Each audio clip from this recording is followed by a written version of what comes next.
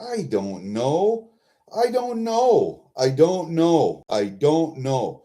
It's supposed to be. It's supposed to be right here. It's supposed to be here. That's where my microphone is supposed to be. Is it there? Is it there? I see my little green things bouncing around down there. And now it just died on me, it looked like. Man, this thing really sucks.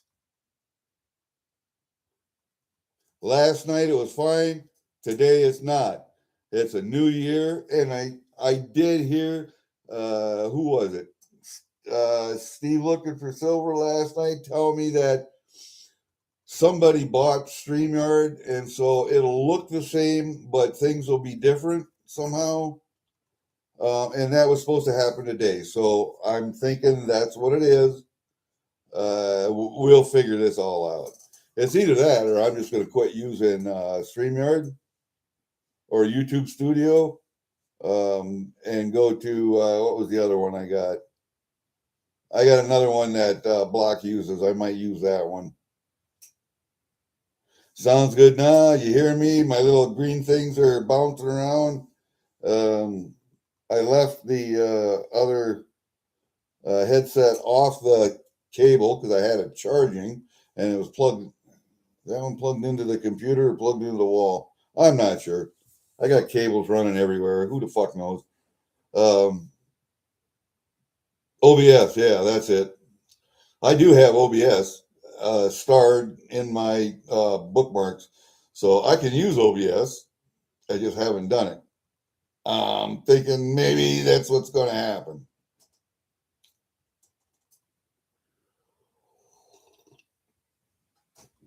Oh, but you're going to have to wait till like the 14th. What is the second? What is the second Wednesday of this month? Let me see. Second Wednesday of this month. I need clock contact calendar. Second Wednesday this month is the 14th. So you got to wait till then until I pay you.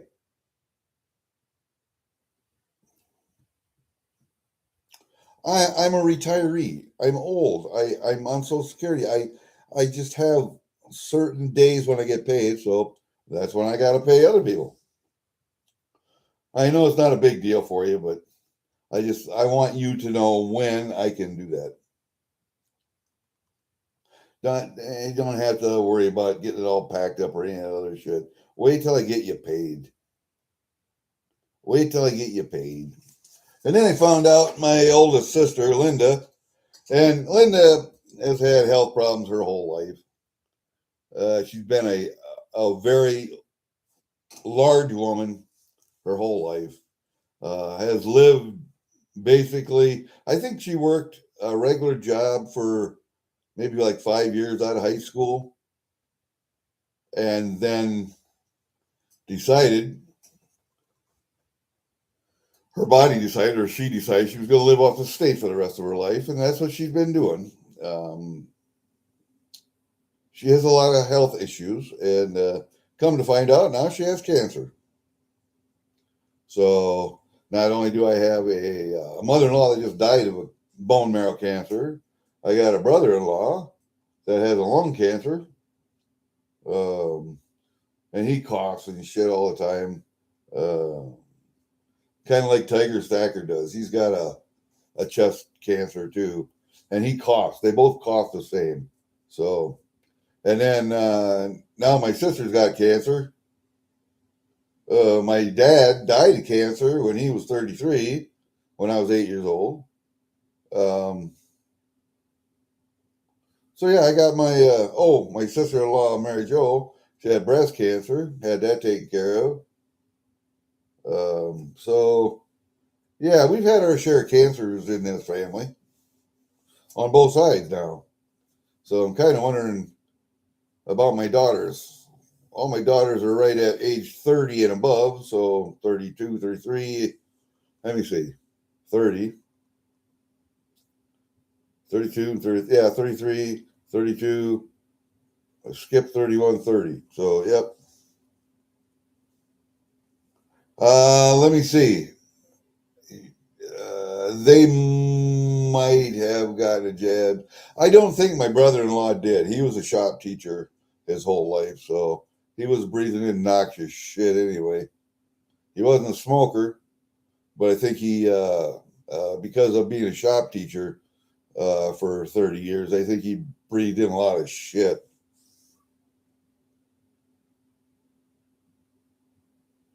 Oh, good thing, Lady Bluegrass.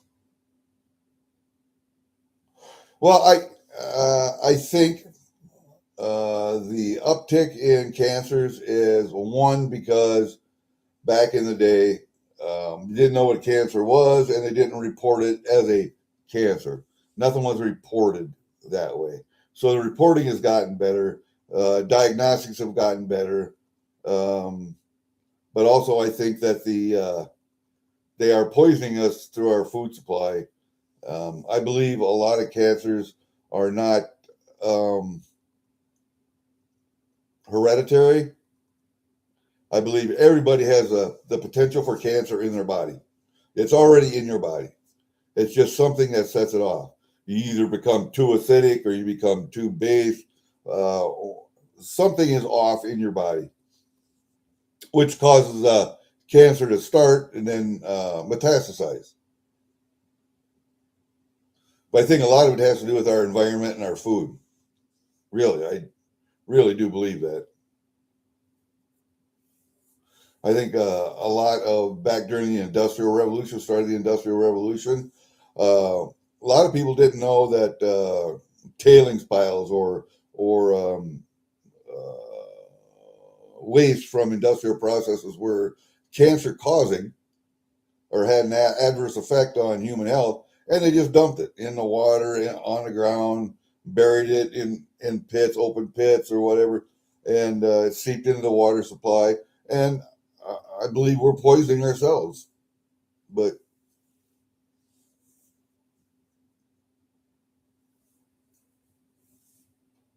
I don't know. I don't know whether it was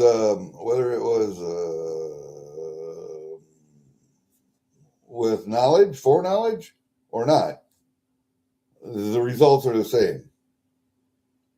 You're going to hold somebody who was started a company in 1946 liable for health problems now?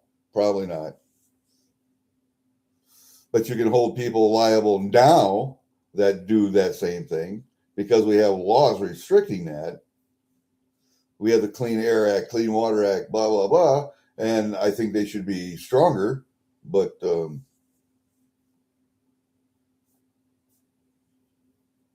people who violate those laws or industries who violate those laws should be held responsible now. Should be, yes. All right, Furman, go make some lunch. I had, what did I have this morning? Coffee and, bags of snack mix you can get. They got the little breads in, the little crunchy breads and pretzels and the cheese sticky things and maybe some peanuts or whatever. That kind of snack mix, Chex Mix, whatever. I had a couple handfuls of that for breakfast. That's what I had. Yeah, I don't agree with fluoride in water.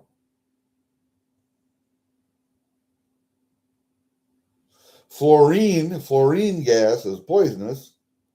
Fluoride is, a couple atoms off. So, but it's supposed to be good for your teeth. Is it? I don't know. No, fluorine is poison. Fluoride is okay. It's a difference.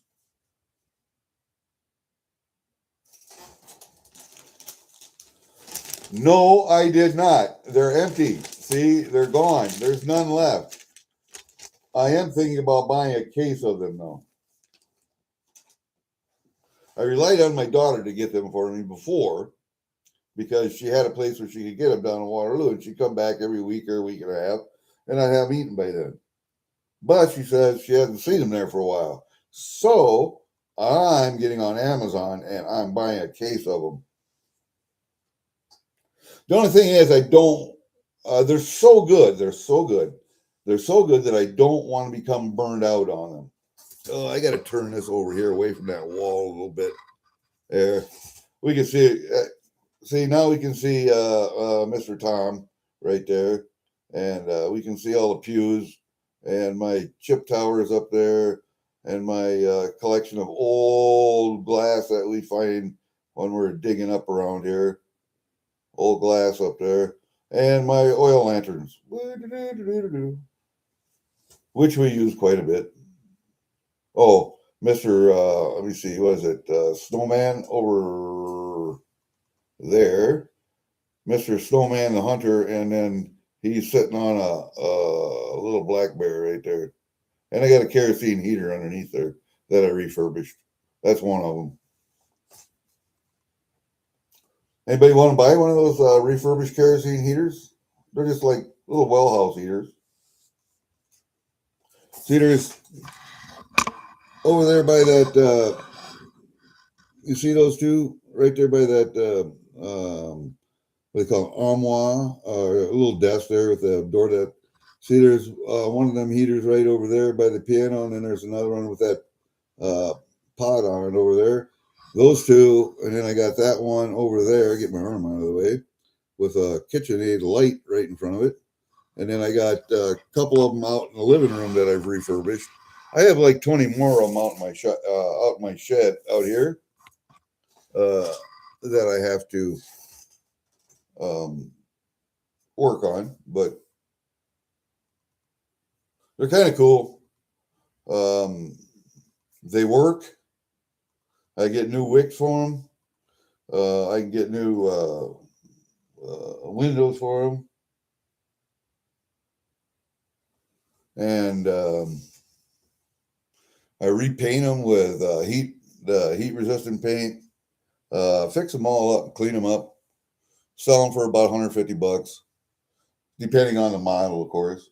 But they harken back to when you had shallow wells, 30, 40-foot wells out in your yard, and you had a pump that sat about ground level or just below ground level, and you had a little pit or a hole, and you had a little house over top of it to keep it from freezing up. Well, those are well house heaters. You would put them in there, turn that flame down low, and those things will burn for 24 hours on a half a gallon of fuel. And they take kerosene, or you can use white gas, or you could actually use diesel, but number 2 diesel actually smokes like a bitch. So you char everything up when you do that. Kerosene's probably about the best to use. And that's what I use because I got barrels of kerosene, so. Oh, James, hold up, buddy. Let me turn you blue. We try to turn everybody blue here so that you can go to each other's channels if you want to and subscribe. That's the reason I do it. And if I ever have a problem with anybody or anything like that, I just take all the wrenches away. That's all. Not a biggie. I trust people until I don't. Like I thought I had a friend who's in the military right now, reserves. I think he was deployed to Kuwait or Afghanistan or Iraq, one of them, I don't know. And he's a mechanic, an equipment mechanic. And one day he was whining and crying in my shop. He used to come up here all the time. Every week we'd shoot, whatever. And we got along great. Other people didn't like him, and because he has that kind of personality. But I told him, give him a chance. It's because of this. It's because of that. And he came up whining. He lost his job at the chicken plant down in Charles City. He lost his job. Couldn't pay his rent or his mortgage. He had a young wife, young kid. So took $1,900 out of my safe. We were sitting right there. I took $1,900 out. I gave it to him. And he said, I can't take this. I said, yeah, you can. And I know you'll pay me back sometime. So he took it. A few weeks later, I had to call him and tell him, hey, I need $600 because that was all the cash I had saved. And I need $600 to go out to Pennsylvania for my daughter's wedding out to Philadelphia. And so he came up and he brought me $600. Not a biggie. He left one of his rifles here. He said, here, keep this. This is my favorite rifle, blah, blah, blah. I don't want to keep your rifle. I don't want to keep your shit. I got enough of my own shit to keep. I don't want yours. Well, he left it as kind of like a down,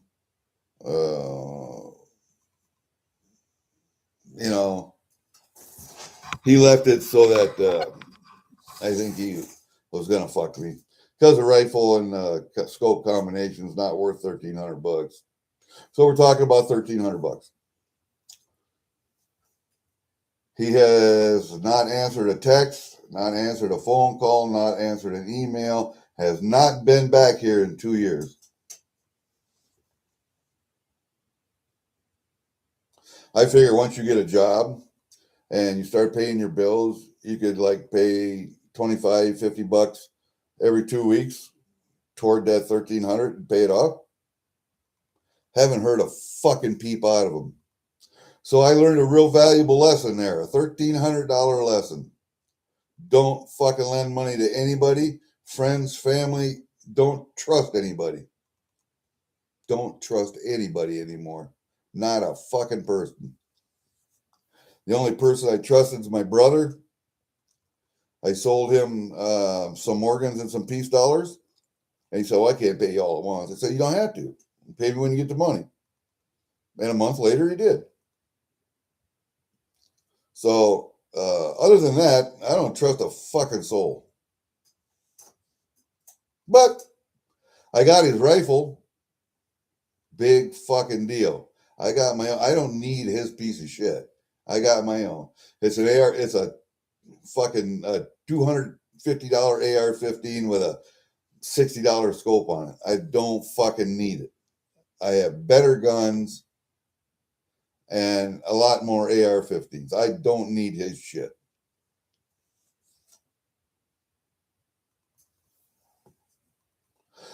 I used to say I trust everyone until I don't. And I do here. But as far as lending money to anybody or lending a gun to anybody or lending anything to anybody, I don't anymore because I found, normally when you borrow something from somebody, if you break it, you fucking fix it. If you borrow it with a full tank of gas, you bring it back with a full tank of gas. It's just fucking common courtesy. But I find people don't do that anymore. So I don't borrow shit to anybody, don't trust anybody. Ooh, jalapeno bagels? Ooh, too spicy. Yeah. Hey, Cartier. I don't know how long I'm going to be on because I got to go out and push snow, and tomorrow I got to meet the dude that has the 10-ounce bar. He wants me to bring my my Sigma over because he wants to see how it works. Okay, we'll test the bar while we're there. I'll show it to you. I got to plug it in today, actually. Charge the battery up. But I got to go see him. I got to go to the bank. Well, I got to go to the bank first. I got to get his cash.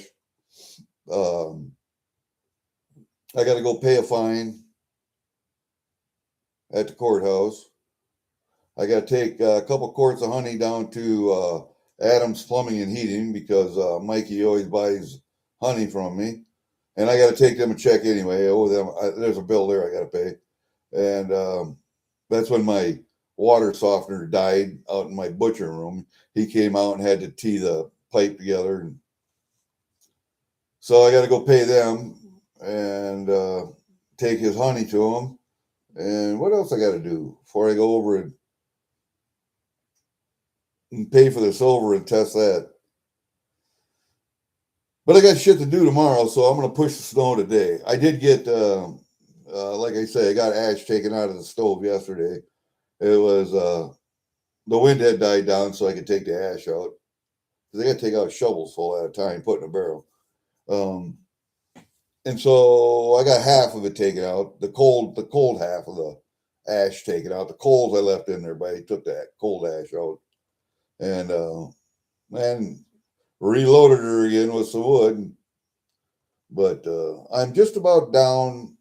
I got the one pile of cottonwood burned and the pine that was behind it. I had some pine, home sawed lumber, old pine that was out in the shed. I cut it up with a chainsaw and um, stacked it. And I'm just about, I got maybe a day or 2 days of uh, that wood. And then I got to slide the doors open on the shed. And then I got to go over to the other cottonwood because I'm going to burn all cottonwood this winter. I want to get that gone if I can. Most everybody is not available today, man. What do you got to do to your gun? What kind of gun do you got first, and then what do you got to do to it? Because I am a licensed gunsmith, trained and licensed gunsmith. And I did that mostly because I wanted to learn more about my own shit, so and how to fix my own stuff. So I spent the money. It was a distance learning thing, but yeah, I spent the money on that course. Got a diploma and the whole thing. So, oh, that's right. You got the road parade today. That is correct. You know, I used to watch that all the time, but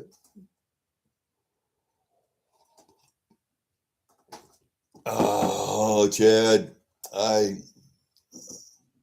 the Rose Parade has lost its magic for me. I think when you're a kid, it's a bigger thing, but changing the sights on mine. Oh, okay.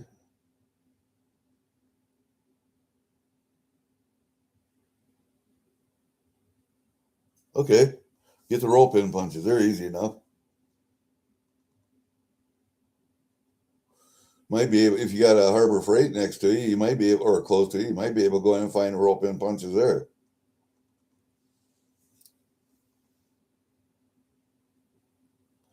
New turtle. All right. I'm still looking for somebody that can actually do and probably can do this 3D printing.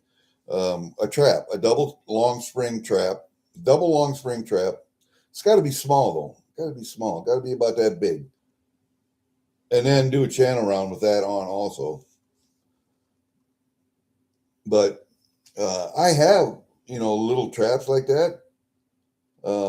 Double spring, single long spring, double long spring, coil springs, conibears. Um, we have all those little bitty traps that, like jewelry traps that you wear for earrings and shit. And that'd be about the right size, but can't find anybody to make one. I had Angry looking to see if his guy could do it, and evidently not. I had, oh shit, who else is doing it? Hillbilly was doing it at one time, and then his guy couldn't do it. So I thought Hillbilly could do it if anybody could, but FG, okay. Well, I might have to go get a trap, one of the small ones, and see if he can actually 3D print something that mimics that. Because I don't think you can actually put that in that little trap in a uh, and sand cast it. I don't think you can do that. I think it's too small. So I'd like to have something a little bigger than that, like this big. But the regular size trap is probably like 7, 8 inches. I don't want it that big. I want it maybe half that size, 3 inch. and then use that same outline on like a channel round, a 1-ounce channel round. That would be easier to do than the trap itself. But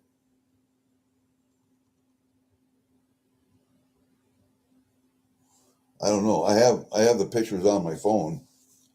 Oh, I might have them. I don't know if I can do split screen and show you. I have it on my hard drive too. My hard drive is plugged in, but I don't know how I can do that.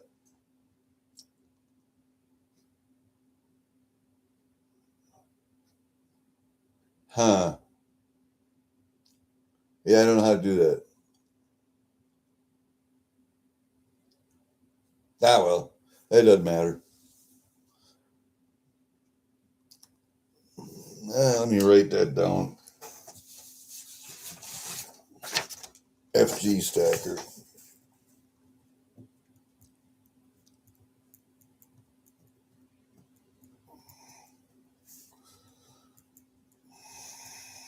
For 3D molds.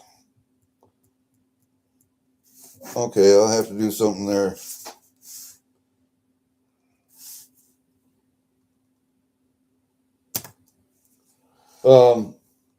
Yeah, you know what I did, don't you?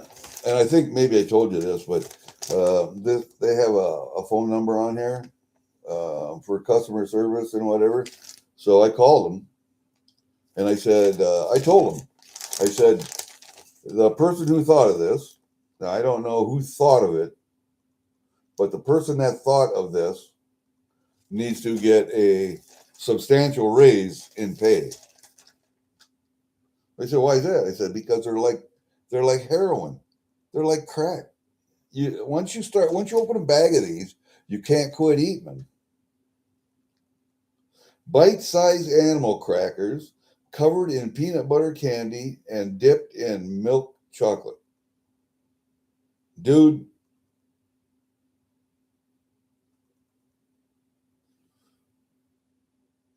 these are just so good.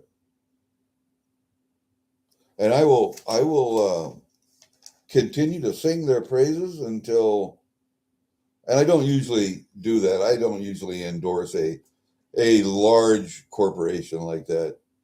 If Reese's wanted to sponsor my channel, oh, I would let them. I would let them.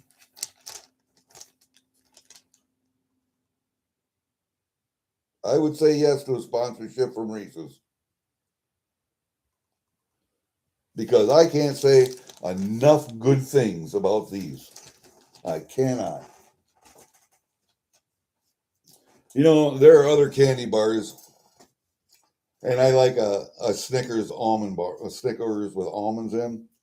I love them. They are a great candy bar, but you can't eat them one after another. You just can't. The taste is not there.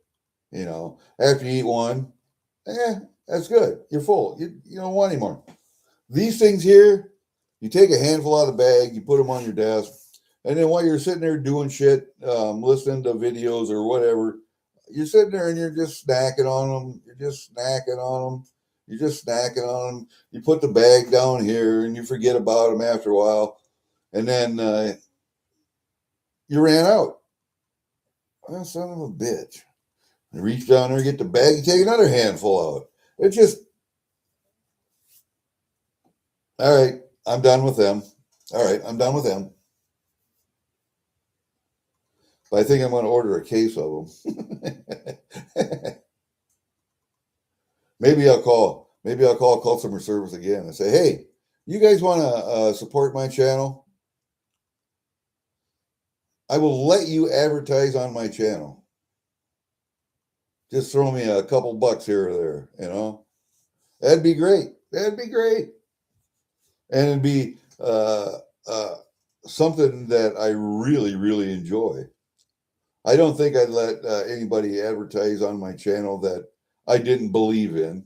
You know, I wouldn't try and sell you something that I myself haven't used or recommend. You know, I wouldn't do that, but I would let them. I would more often I would probably let or try to get sponsorship from veteran owned companies, local U.S. companies, veteran owned would be the way that I would go. Would be the way that I would go. But and if I did more gun content, then it would be holster companies or like the Second Amendment Foundation or Gun Owners of America. Not so much the NRA anymore because I think they really need to realign that corporation and redo it and get back to the basics. But whatever. I'm an endowment member of the NRA. All three of my girls are life members, and I paid for all of that. But I won't send money to the NRA anymore until they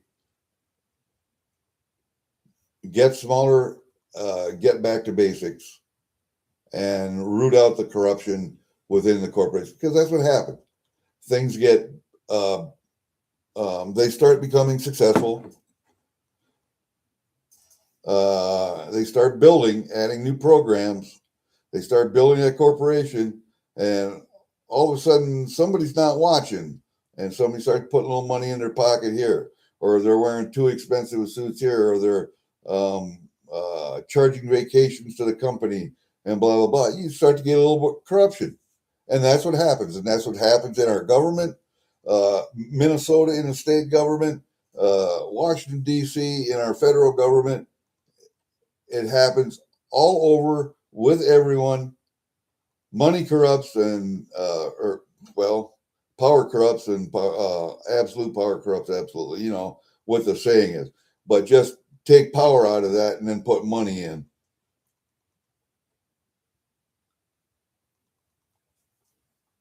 That's what's wrong with the human race.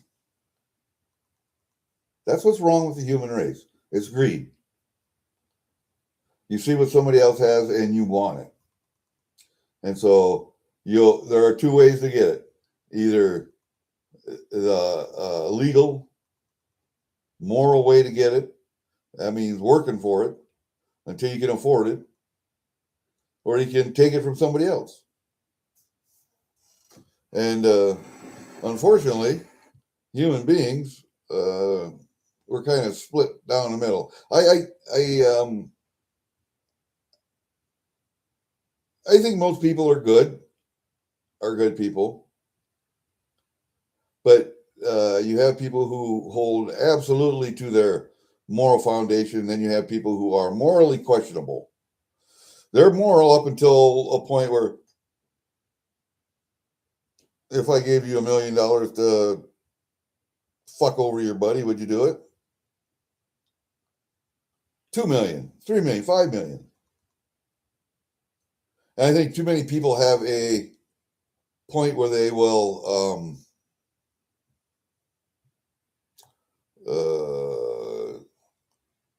lose their moral foundation. I think there are too many people like that. But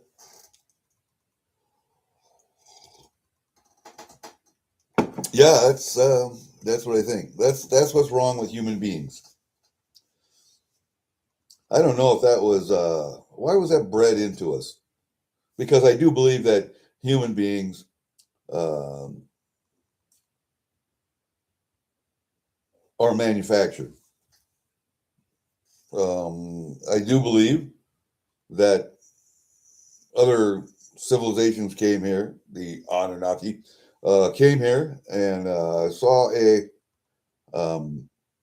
planet that was rich in resources. They needed the gold. And they saw an animal that was tweaking to its DNA could become, for lack of a better word, slaves. That would work. And so they did that. But one of those gods, one of those extraterrestrials, I hate using that word, one of those aliens decided, well, they were genetically modifying these hominids, decided to put that gene in there, that little DNA sequence that gave us the ability to reason. And then, you know, the rest of the story there. And that's how we came to be. And I think that's why we revere gold, for one thing. Why don't we revere any other metal that is just as rare in the Earth's crust? Why? Why don't we? I think that's bred into us. That's bred into us to actually revere that gold. Okay.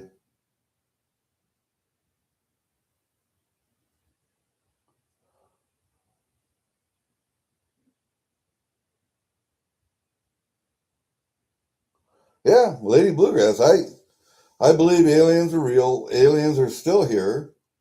Maybe not the original ones that created the human race, but I believe aliens are here. Our government has made a treaty with them for technology. Uh, and our government has sacrificed its people, us, so that the aliens can use us for research, experimentation, blah, blah, blah. And they may need us for DNA. They may need us for help in creating a hybrid human alien being to survive whatever they were escaping, or to make the human race last longer than we normally would. I think we were well on the way to extinction until we were genetically modified.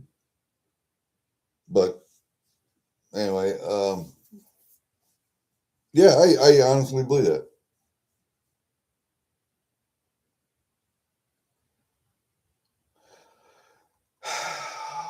Believing things you can't see. Are you a Christian? Do you believe in Jesus Christ? Mary Magdalene? Virgin birth? All of that?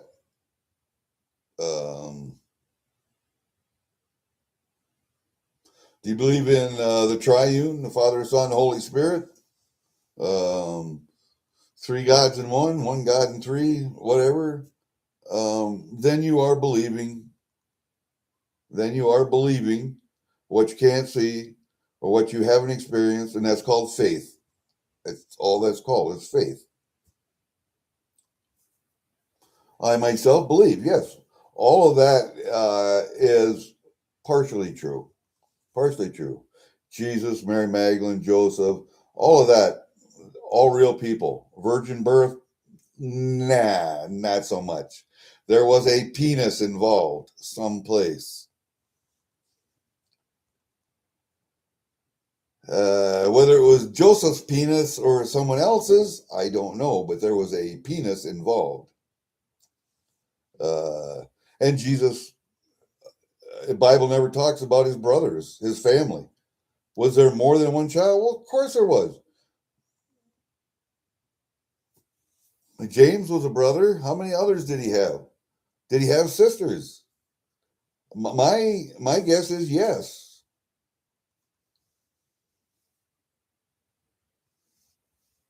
Um, all real people,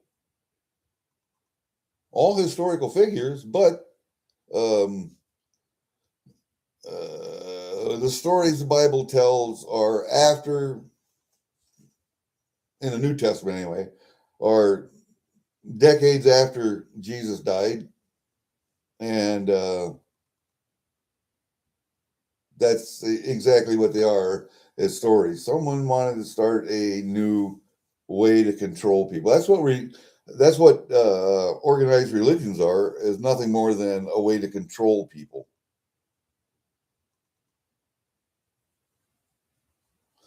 You are not the only intelligent life form in this entire universe. You are not. There are hundreds and thousands and millions, probably, of intelligent life or life forms. I don't know about intelligent life forms, but life forms on the intelligence level with us or more intelligent, highly intelligent. Uh, there are. Why does everybody think that?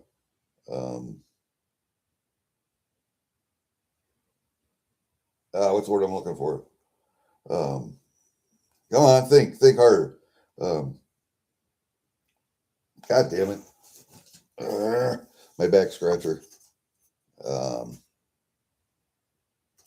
Evolution started and ended with us. Why is this planet, this little blue speck in this galaxy, out of the millions of galaxies in the universe? Why is evolution? Why did that only happen here? No, no, it didn't. Evolution happened everywhere in the universe, and not all at the same time. Not all at the same time. Parts of the universe evolved slower, faster. The life on those planets evolved slower, faster, differently, adapted to different environments. Just because we breathe oxygen and exhale carbon dioxide, and the plants on this planet take in carbon dioxide and breathe out oxygen, um, who's to say that human or beings on another planet don't inhale methane and exhale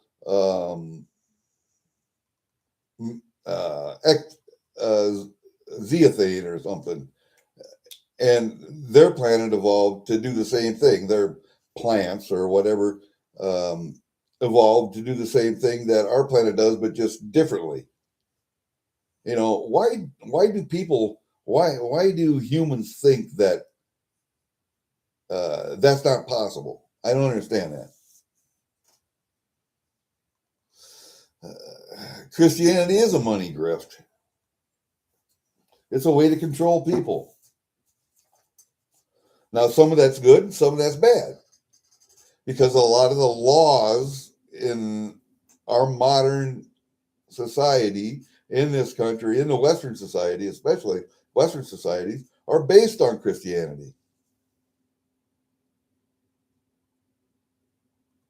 are based on the Ten Commandments. Thou shalt not steal. Thou shalt not covet. Thou shalt not. Thou shalt honor thy father and thy mother. Oh, you mean there was a nuclear family unit back then with a mother, a father, and children instead of single parent households where there is no father present? And you wonder why crime is rampant? You know, yes, organized religions and the tenets of Christianity are some of the, but a lot of the basis for our laws in Western society. Okay, now we start going to Eastern societies, Buddhists, and what are some of the other ones? Those religions are older, but the same tenets apply. The same basic tenets apply. Um, and if you look at it, Islam was founded, what, 600 years after Christianity, or after Jesus was dead. Sorry, after Jesus was dead, because Muhammad saw, hey, this is working for those guys. I can control these people by doing this. So that's where Islam came from. The stories are the same. He had Muhammad, or Allah came down and gave him these fucking teachings and whatever, just like Jesus or God did to Jesus, and Jesus did to the apostles, and blah blah fucking blah. The story's the same. The story's the same. The actors have changed. The scenery changed. The location, the movie set changed. The actors are different. The story's all the fucking same, with minor differences. But if you look at the laws, Islam, you don't steal. You do, you get caught second time, you get your hand chopped off.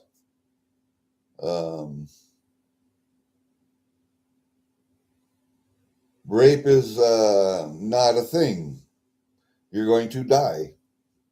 Homosexuality is not a thing. You're going to die. Because homosexuality in the Bible is not allowed. Well, I would say it's not allowed. It's heavily frowned upon. And in Islam, you're going to get chucked off a fucking roof. You're going to test gravity. So women are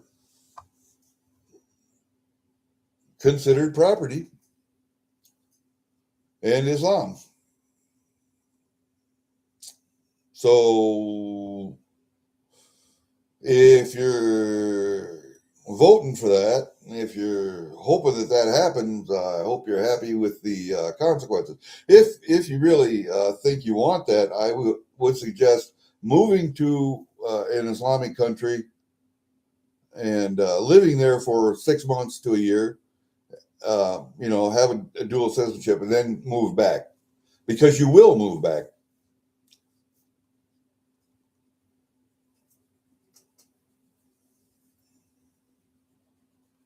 Yeah, Cartier, and I don't doubt you at all.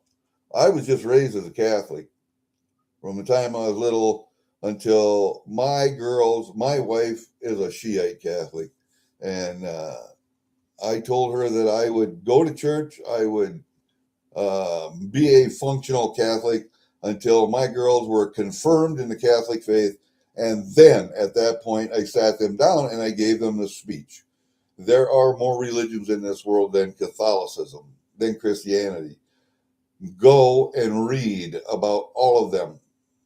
Go and read about all of them, about the Protestant Reformation, about how Catholicism came out of how the Roman Catholic Church came out of the Roman Empire, and blah blah blah. And read the Quran, read about the old Far Eastern religions. Do that, then make your own decision. And I have girls that they consider themselves Christian, but not Catholics. So there you go. I don't go to church. I consider churches to be nothing more than a mechanism to control people. And when the Catholic Church had the altar boy scandal, because the Catholic Church only allows men to become priests, that the Catholic Church thought that, hey, gay men would be a good way to increase the ranks of the priesthood. No, not a good decision. And the Catholic Church and the way they handled it at that point soured me so heavily on the Catholic Church that never will I go back. Never.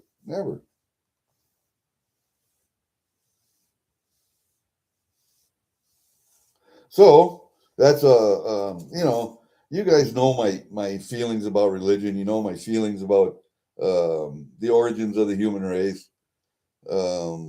I kind of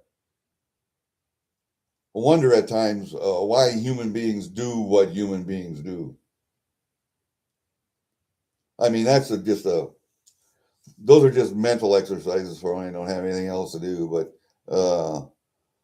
also thinking about the Muslim um, problem in Minneapolis and the corruption that's going on up there in Minnesota, and it's not just Minnesota; it's all over. But Minnesota had just become the poster child for it. Um,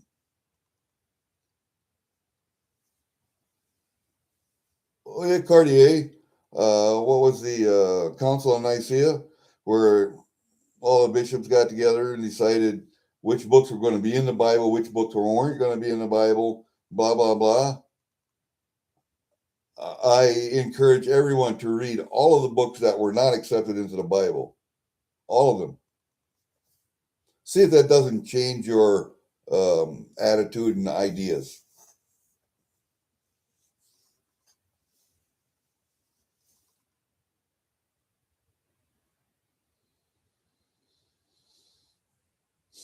I don't know, man. I think more wars have been fought in the name of religion than just about anything else. But there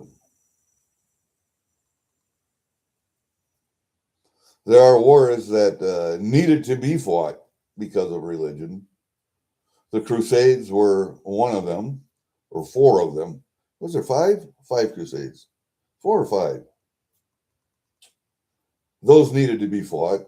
Um, it's when one group of people tries to take over another group of people or everybody else, and that's the way it was back in early days. One kingdom fought against another kingdom for resources, and women were resources, children were resources, um, food, fortifications, land, um, and that's the way it was back in the day. And we seem to be continuing um, that idea today. But if it wasn't for that idea and that activity among human beings, what would it all boil down to if everybody got along? If everybody's economy was the same, if everybody shared everything?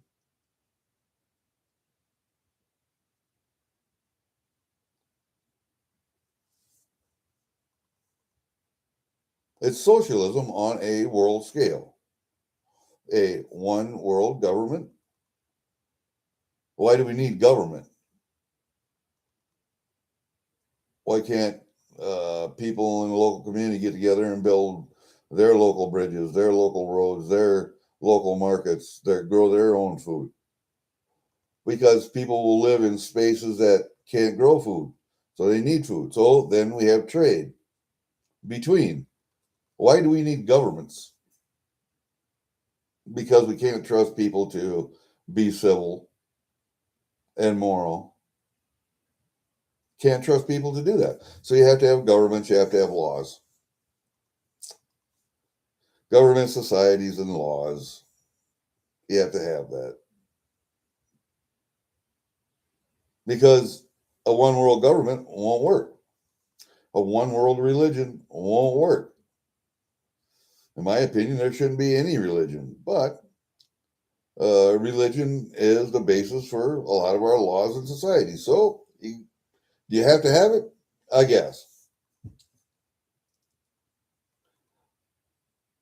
Socialism doesn't work, never has worked, because there's always someone that wants something more than the next guy. Communism has killed more people in the last 2 centuries than anything else ever. And so I hope New York is happy with what it voted for. I see Mondami being thrown out as mayor. I see him being recalled.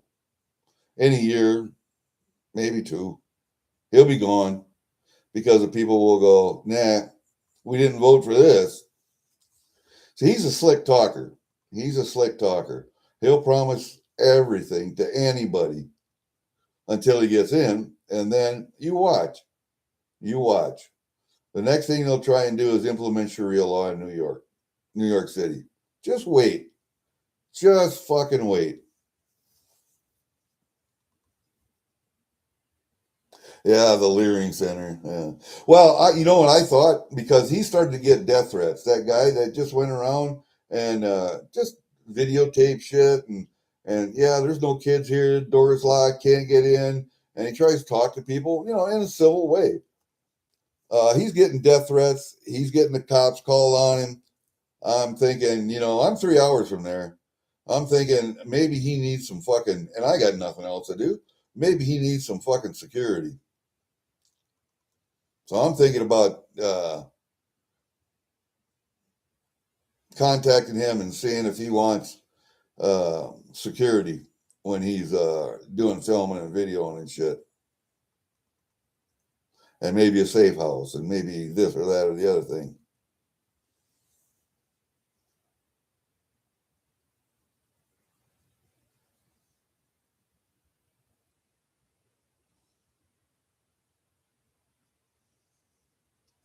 Yeah, Cartier, that's exactly right. Uh, income tax was supposed to be a fucking temporary tax to pay for World War One. That was it. Temporary. Government saw how we could make money and spend money and made it permanent. And now you got a fucking tax on everything. Everything has a tax. And taxes are going up on everything.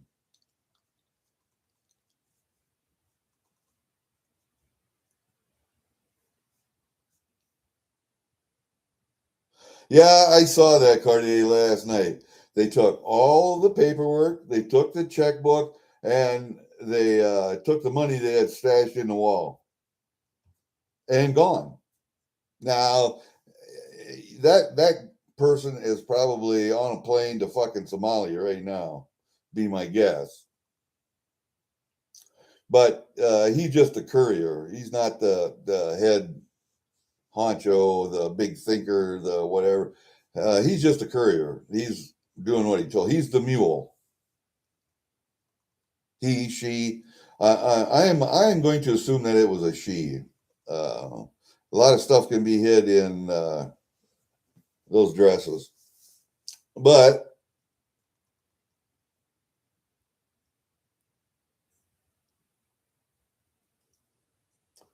what I see is the Justice Department moving too slow, too slow. My wife said, well, why does the federal government have to get involved? Minnesota was taking care of the problem. No, they weren't. No, they weren't. Name me the lawsuits that and the grand juries that Minnesota had indicted, the people that had been indicted, and the grand juries called before the federal government got involved. And she couldn't, of course. Uh,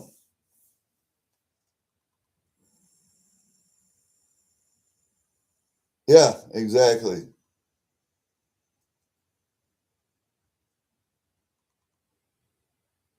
No, that's not a mouse furred. You know what that is? That's a short-tailed weasel. It's called an ermine when it turns white. Actually, they're brown in summertime. I have one mounted outside. I have one mounted, and I have one that's turning color also mounted out there. And I'm going to have a brown one mounted so everybody can see the way that circle works. But yeah, that's a weasel. I trap ermine. I call them weasels, but they're ermine in the wintertime. I trap ermine. I have a dozen or 15 traps I put out because I like to trap the little bastards. And most people never ever see one in their life. Never see one. You can live in the country your whole life and never see an ermine. Never. You can spend all your time in the woods, you'll never see one. Why? Because they're so small. A short-tailed weasel is only about 8 inches long, 10 inches long, and the tail is maybe 4 inches long. And it's put your thumb and your finger together like that, and that little short-tailed weasel can squeeze through that hole like nothing you ever seen. They do kill a lot of mice, and little worm and moles and voles and mice and voracious little hunters. If you get one in a chicken coop, it's going to kill every chicken you own. So yeah, and they don't kill to eat. They kill just to kill. They're killers. That's what they are.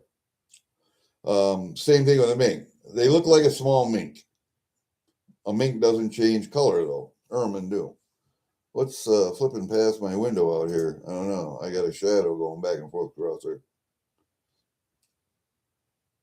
And I see that the deer have finally found my soybeans and corn that I've been throwing out for them.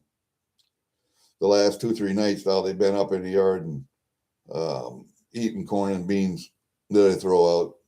See, I go around in the fall when the grain carts come out of the field and turn onto the highway or whatever. They'll spill grain on the side of the road. So I'll go I got barrels and stuff and shovel I keep in the back, in a broom I keep in the back of my truck, and I'll go and pick up piles of beans and corn, and it's got the gravel in too, off the shoulder of the road. Doesn't matter. A deer's not going to eat the gravel. They're just going to eat the beans, leave the gravel. So it doesn't matter. You pick it all up and you bring it home and you feed them in the wintertime when they need to be fed. So there should be no foreign ownership of land in this country. No foreign ownership whatsoever. Chinese land should be seized and they should be kicked out.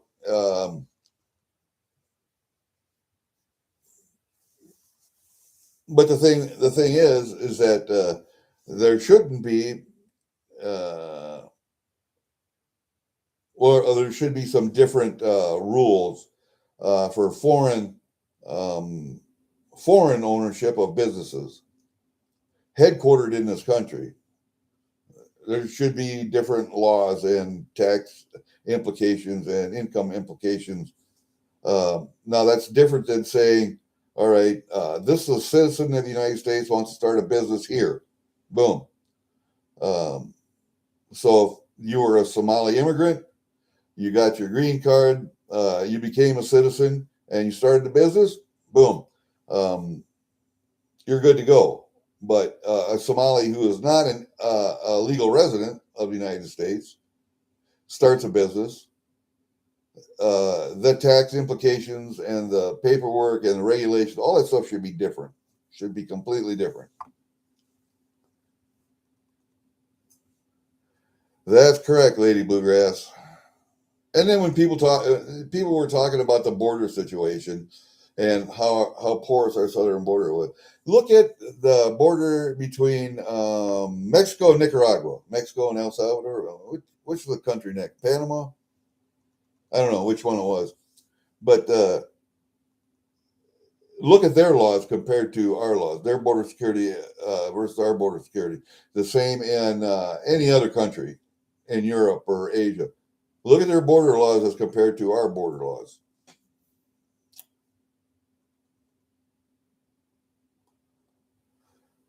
Yes, Lady Bluegrass, from the inside. And you know that the communists have been infiltrating the United States government since the end of World War II. And Joseph McCarthy, with all of his haranguing the American population about communists in our government, he was thinking too small. But look at what happened to him. He was basically canceled. That was cancel culture back then. He was basically canceled and thought of as a nut for saying that the American government was infiltrated by communists. Yes, he didn't realize how much. And it's been going that way since, more and more. And the Muslims have seen how well that has worked for the communists, and now they're trying to do the same fucking thing and displace the communists.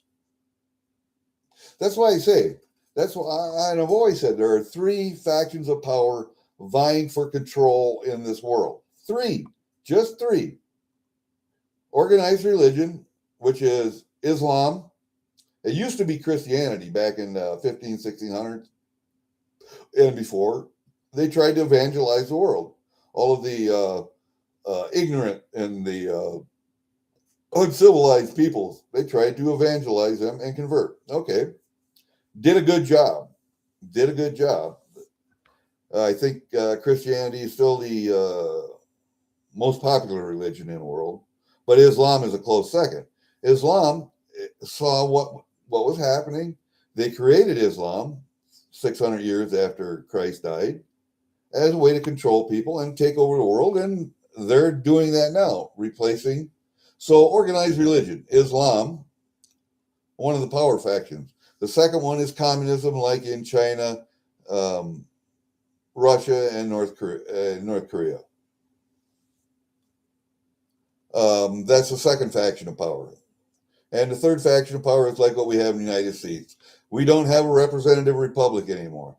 You think we do, but we don't. You think you have a choice, but you don't really. What you have is a technocracy. You have large corporations and the, let's say, the whole financial sector and large corporations that run the United States. They do. You can fool yourself into thinking that you still make a difference with your vote. You don't. You don't. You have nothing.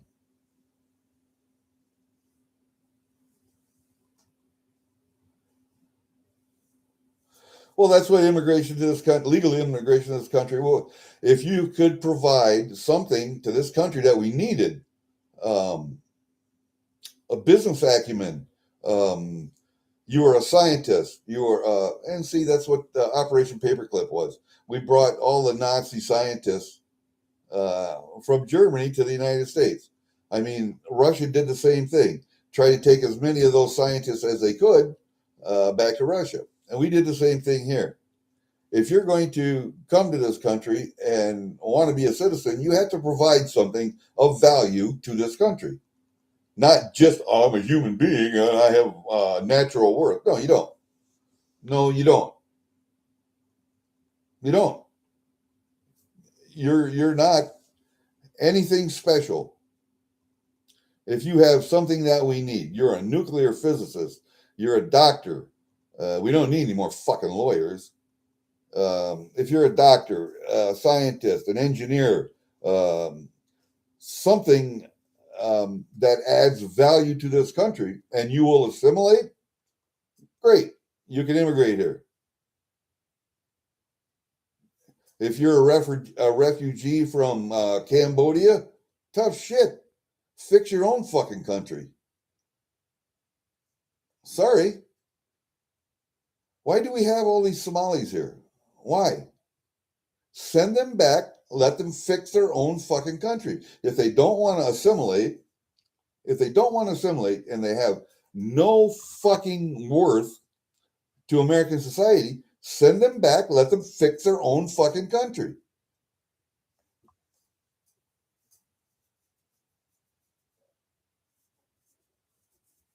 No, I think that's bullshit, Furman. That's bullshit. Exactly, Cartier. You need to bring something to the table. That should be common sense. But why does our government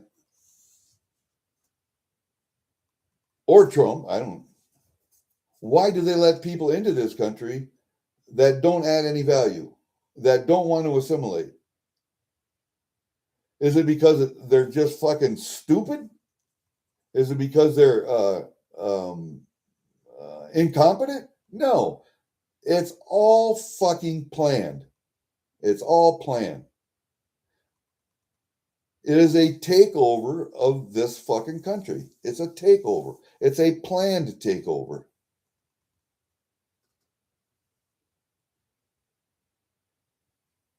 See, that's what we did, Lady Bluegrass. We went to Iraq.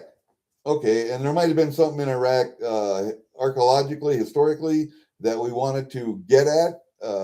It could have been the oil. Kuwait, yeah. Iraqi oil could have been. And the reason that we went was to get rid of ISIS and Islamic extremism and terror. Yeah, okay, fuck yeah. As long as it didn't affect us, who gives a shit, you know? But we tried to, and we tried to do it in Afghanistan too.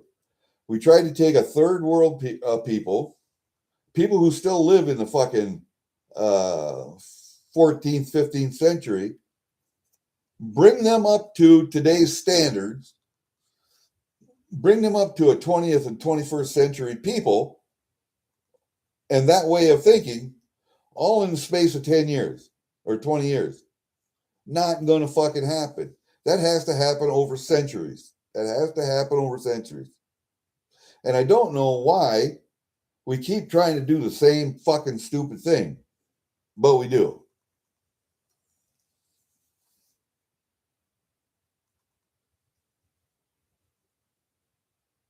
Why are you somebody if you have a lot of money?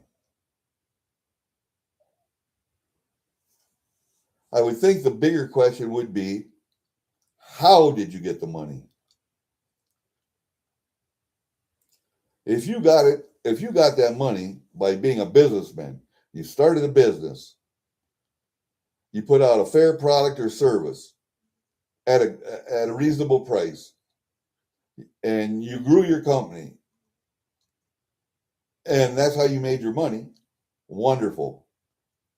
If you made your money by being a fucking drug kingpin and supplying heroin from Afghanistan to this country through 10 intermediaries and banking shit, then no, you're a piece of shit. I don't care. Those two people could have the same amount of money. This person who made it the right way, come on in, buddy. This person right here, fuck off. Go back to where you came from.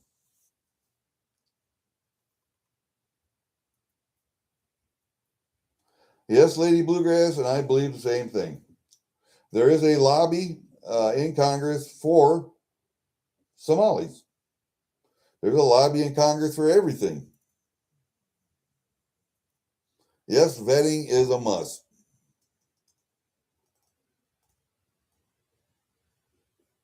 Yeah, there are people who inherit money. And that's actually what we're trying to do, aren't we? We're trying to create generational wealth. One of the things that, one way to create generational wealth, if you have enough money, is what? Life insurance. Life insurance is not taxable when it's passed from, say, father to daughter, father to son, intergenerational. Life insurance is not taxed, period. Boom. If you have an annuity with an insurance company, you're going to have to start taking minimum required distributions at age 73. That's fucking tax. And if I put you into another tax bracket, then you're going to have higher income tax also. So you're going to get taxed twice.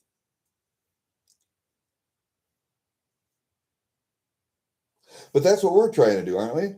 I have an annuity with the Knights of Columbus, with an insurance company. And Knights of Columbus is, and I don't care what you think about the Knights of Columbus, but they are one of the top rated insurance companies in the United States. So I have an annuity with them. I make 3% on my money, guaranteed, no matter if it goes below 3% or not. If it goes higher than that, say it goes 5-6%, I'll get that. But it can never fall below 3%. So I still have that. I'm talking to my insurance agent. We're going to convert that annuity into life insurance. Boom. A paid up life insurance policy. I have enough other money set aside. I have my 401k that I converted to a physically held precious metals IRA, which is in a vault right now. But that is gaining or lessening in value as metals go up and down. That I'll have to take out at age 73, but I can take metals as a payment. So whatever the metals are worth, I can take the metals as payment. And I still have to pay tax on it. Don't get me wrong. Government's going to get its tax. But the annuity that's put away, that can get converted to And I've used that annuity. I had to live off it for a couple of years, so 10,000 a year. There's 20,000. Each one of my girls have gotten 20,000. I've gifted them $20,000 out of that annuity. I paid the taxes on it when it came out. Now the rest of it is going to get converted into a paid up life insurance policy, and then I won't pay taxes on the rest of it. I assume that the government's already got its tax money from the let's see, 20, 40, 60, 80, $80,000 that I've taken out of it already. They've got their tax money. The rest of it, that can be tax free as far as I'm concerned. My IRA, they're going to get their money when I take it out. But I'm hoping I don't have to touch it. It can be passed to my girls, which gets split 3 ways, and they can take it out. They don't have to take it out all at one time. They can take it out on I think 8-year or 10-year certain. So they can divide their third up into 8 yearly payments. And then that way the tax implications are smaller, a lot smaller.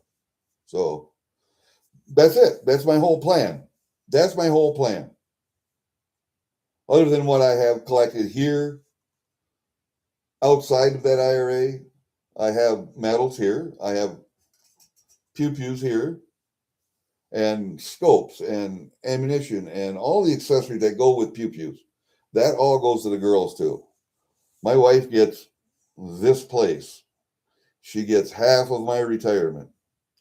And she can choose between her Social Security or my Social Security when I die, which one pays her the most. I think she'll be pretty well taken care of. Plus the money, whatever money she's got set aside in her 401ks. And she's done rather well with those. So I do have other life insurances. I do have, I think I sold all my stock, I think. I sold all of my Fidelity stocks. And I have one left, and that's a Prudential stock. And I got, I don't know, 15 shares or whatever of Prudential stock that pays a dividend. And I own a company called Origin Clear, which is a fresh water company that pays me a dividend every month. Prudential pays me a dividend every year. Origin Clear pays me a dividend every month. And I'm still looking for dividend paying stocks that I can invest in that pay me every month or every year.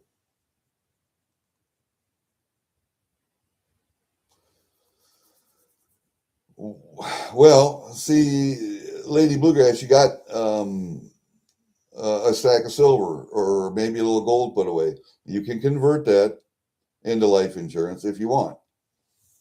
But you have to look at tax implications, which one is going to go up in value, which one's not going to go up in value, the tax implications thereof, and which one would be better in that situation. So you got to look at it and weigh the options, I guess. Yeah. I don't have a dog today. He came and got Holly yesterday. I'll probably have to watch her again here in another week or two when he goes. He's got some problems with his shoulder and a back. And they're going to have to, I don't know, straighten out his back before they straighten out his shoulder or something. I don't know. You know, I got the same thing with shoulders. If you want to see what a shoulder looks like, that is all fucked up, there you go. But am I going to get it fixed? No. I have good range of motion. The only thing that happens every once in a while, it's only happened 3 times, is that my shoulder will pull out of the socket. And I'll have to work and get it back in. So, you know, I got a rotator cuff that's torn, but it's not that bad. And that doesn't cause me any pain. It's the broken back that causes me pain. I got an L1, L2 that look like this. They should look like this all the way around, but they look like this in the front. And then you got T11, T12. That was L1, L2. And then T11, T12 had this big old chunk of, I guess it's arthritis formed around it down in your lower back. And that's from breaking your tail. That's from breaking my tailbone a couple times. So, hey, that's the joys of jumping out of airplanes. There you go.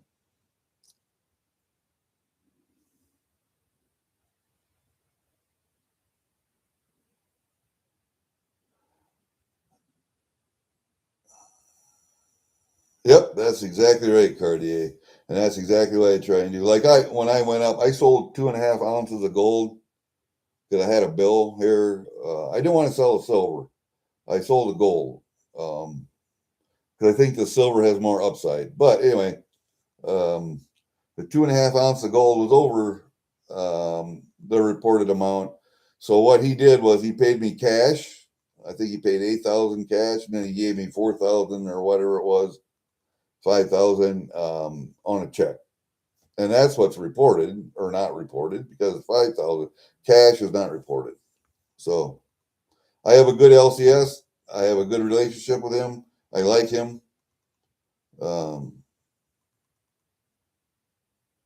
He doesn't want to do the paperwork either.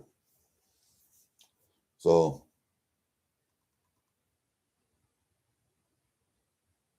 yep. Sell under 10,000, buy under 10,000, you're good. And I can't buy more than, oh shit. If I can buy 1,600 a month, that's about all I can spend. And then I'm leaving myself short.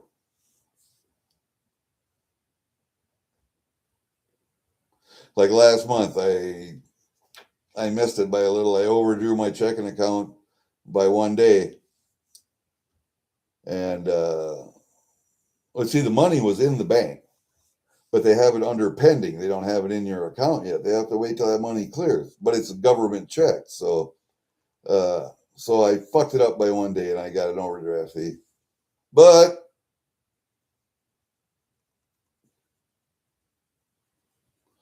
Lady Bluegrass, having 10,000 what? You probably got $10,000 worth of silver. You don't have 10,000 cash. I don't either. I don't have cash. I don't hold cash. Any extra money I get does not go in the bank. I keep enough in my savings account to cover if I overdraw. I keep 1,000 or 2,000 in there, but that's it. I have money that comes into my checking account because it has to be electronically transferred because it's all government checks. Okay, so it has to go into a bank account. That's the only reason I have a bank. If they still sent me checks, I wouldn't have a bank. I go to a bank and I cash fucking check and be done. But they don't do that anymore. So I have to have a bank account. And all my retirement shit goes in there because it's all electronic. Keep a couple $1,000 in a savings account in case I overdraw my checking. That's it. Any extra money that I have goes into metal, or I keep, where is it? I'll keep a couple $1,000 around here just to have some cash. Got some cash, a little bit of cash. Keep that around here just for normal day-to-day stuff, And the rest of it is I keep no savings money, actual paper money in savings. I don't do that. I'll have a little paper money here, a little paper money here, a couple $1,000 in a savings account, and that's all ones and zeros and digits. So there's no cash there. And then anything else, I buy silver, I buy gold. That's it. I keep that. I have 1, 2, 3, 1, 2, 3, 4, 5 safes in different locations. And that's where all my silver and gold is. And when I get so much here, let's say those 5 safes are full, then I'll take a safe full of that and transfer it to my commercial vault, or my IRA is also. They just have to keep it separate.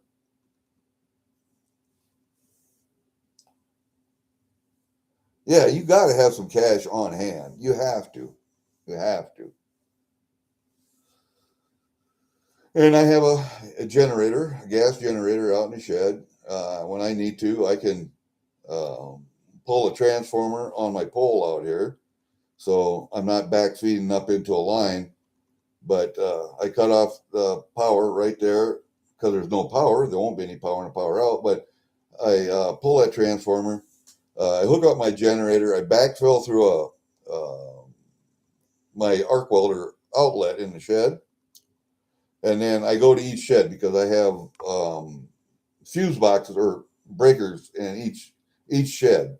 Like my big shed down there, there's one that goes from the pole to the main box in that shed, and from there I split it off into two.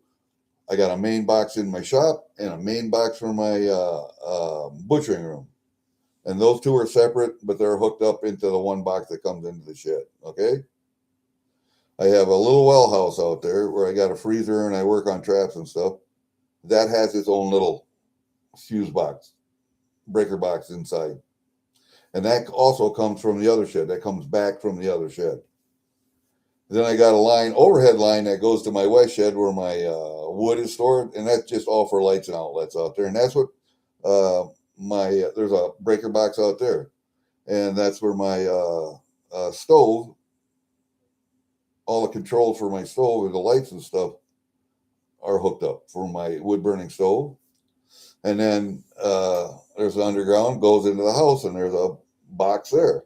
And when we added onto this room, I put a sub box into this room for this side of the house.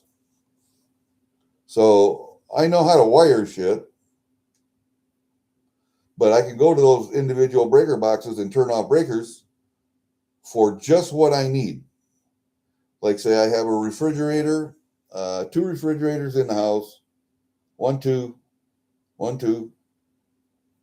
freezers here in the house. I have a freezer in that main shed out there, so that freezer has to stay on. The 2 freezers in the house have to stay on, and the refrigerators. I got 2 refrigerators, 2 freezers, chest freezers also. Those have to stay on. We don't need lights. I have candles. I have oil burners. I have oil burning stoves over here for heat. I don't need anything here in the house other than to keep the refrigerators and the freezers going. If I want to cook, I have a 2-burner propane grill I can cook on. I have a grill outside I can cook on for charcoal, and I have barrels of coal that I can burn because that's what I use in a forge. So I got barrels of coal. But what my point is, I can turn on and off those breakers, and I have an 8,000, 6,000 watt generator, and that'll power anything I need. Anything I need.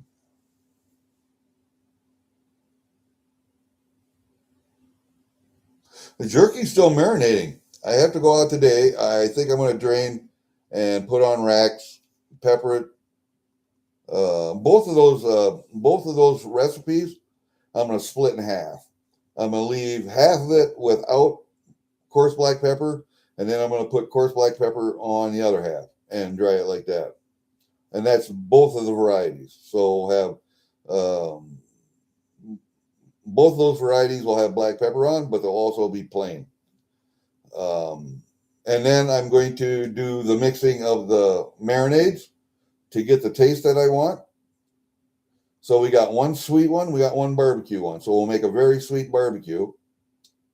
And then I got 10 more pounds of meat I'm going to slice up and put into that.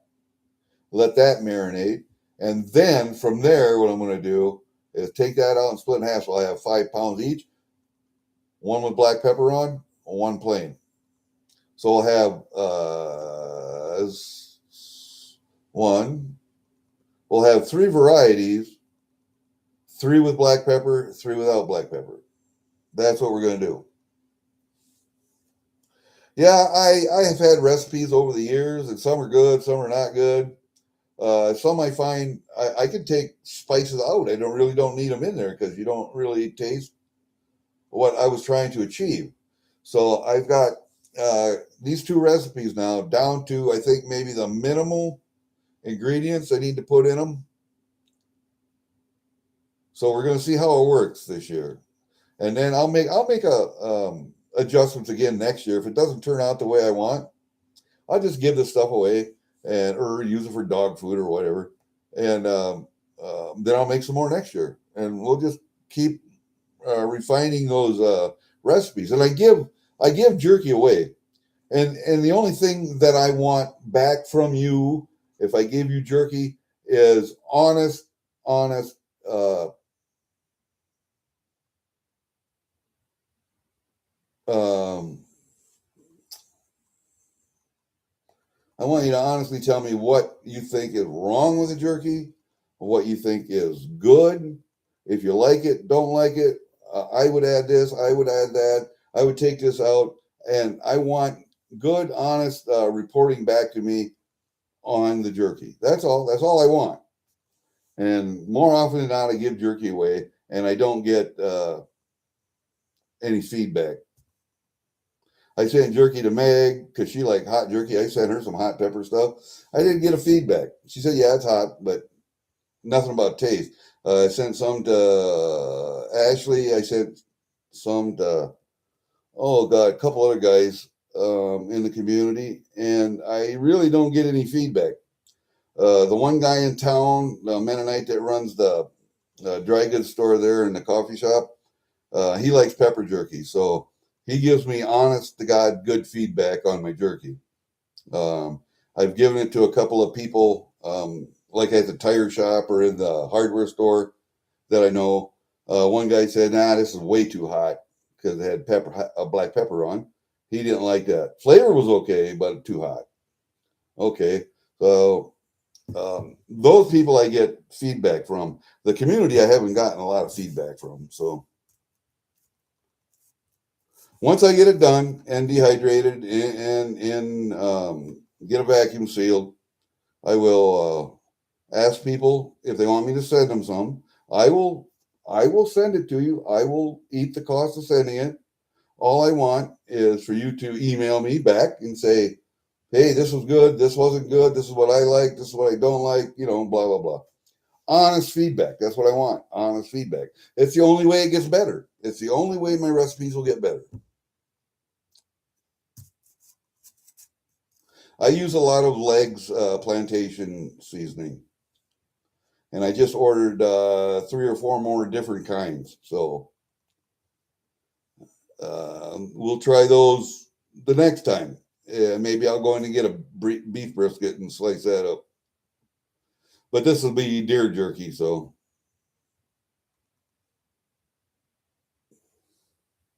okay, Lady Bluegrass. All you gotta do is when I get it done, and it'll be a couple weeks yet. Uh, at least a week, because I'm gonna have to drain it today. It's gonna have to drain for a while. I have to lay it out on racks, pepper it, and put it in, and it'll take a day to dehydrate. If I at 160, I really don't like to turn it at 160. I like to set it down like 120, 130, and just leave it in for longer. That way, I have a little bit more leeway because I'm not living out there by the dehydrator. The dehydrator is 100 yards away in a shed, locked. I have to unlock everything, go in there. So yeah, I don't do that too much. What time is it? 1:14. I'm gonna have to go out and push snow here pretty quick. Yeah, yeah. Good jerky doesn't last long. I can tell you that. I have old jerky that I made for my daughters because they didn't want hot. They wanted not muscle jerky, but they wanted shot jerky. So I ground some up and I got a jerky gun and I fucking laid it out and dehydrated it. And it's blah. There's no taste to it.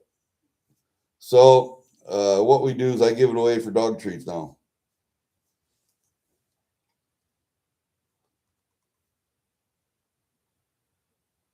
Yeah, and see, I would like to put some habaneros in because my stomach doesn't handle jalapenos very well, but it does handle habaneros. And serrano, serrano's good. Um, I do use liquid smoke. I use garlic. I even tried to put fennel seed, not fennel. I tried to put in one of them, and the taste just didn't come through. Now, if I was making sausage, fennel I would put in, but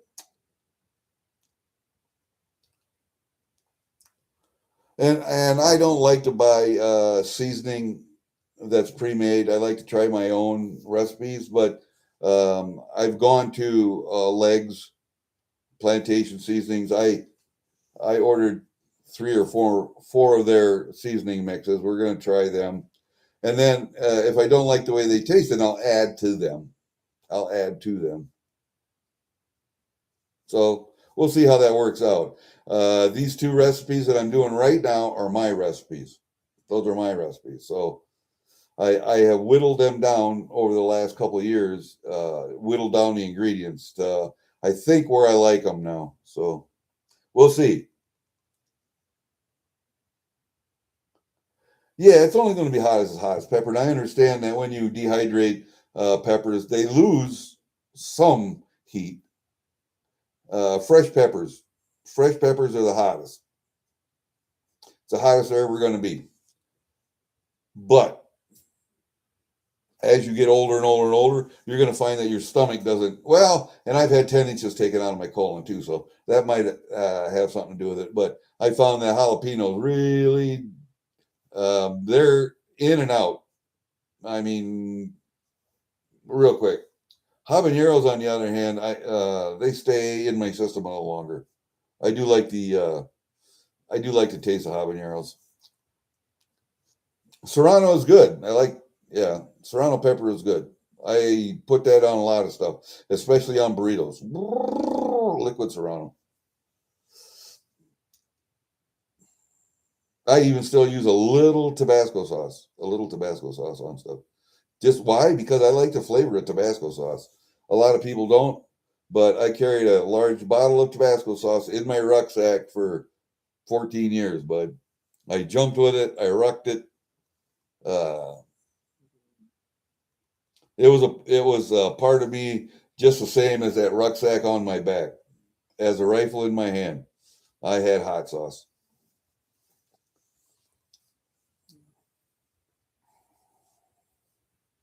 Yeah, I like peppers, but my stomach doesn't too. That's right. London broil.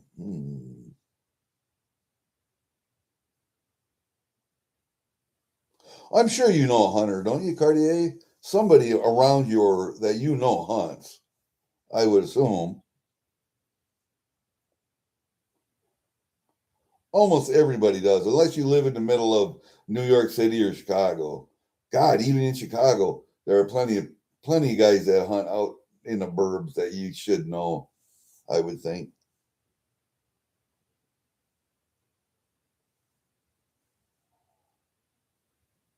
It's like I didn't hunt deer this year because I can't because of the fine that I'm still paying off. But next year I will because I'll have that fine paid off this year. Fuck the DNR. Um, that's another whole story entirely. But oh, fucking Block is here. Jesus. Now you come. We're an hour and a half into this thing, and now you come. Even I woke up early after your fucking stream last night. I woke up at 7 o'clock, 7:30 this morning. Well, you were still fucking sleeping, weren't you? Probably not in Fort Myers, unless you know somebody who lives in the burbs and goes hunting. But yeah, yeah, I got fined. Actually, three fines. Ah, shit, I don't want to go into it now, but three fines and a rifle seized. So yeah, and the judge said I could pay it off $50 a month So I said, okay, I will pay off $100 a month for as long as it takes. Fuck you guys. You ain't getting my money all at one time. And I know the DNR doesn't care. They know that I'm going to pay them. But it's just the principle of the thing. I'm going to the county courthouse. I'm making them print making them get off their fat asses to start with. Put it in the computer. Print me a fucking receipt. I want the paper and I want the ink every fucking month. If I'm going to pay you $100 a month, I want the paper and the ink. And I don't want to see your fat ass get up from behind that computer, walk over to the printer, and then walk over to the window and give me my fucking receipt. That's what I want. Yeah, it could be petty, but you know what? Fuck them. I don't care.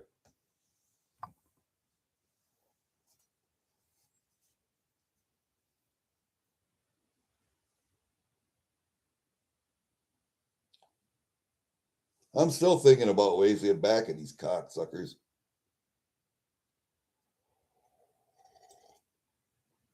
And I think the best way to get back at them is keep my fucking head down, don't cause any waves, and do what I'm going to do anyway. Fuck the Iowa DNR.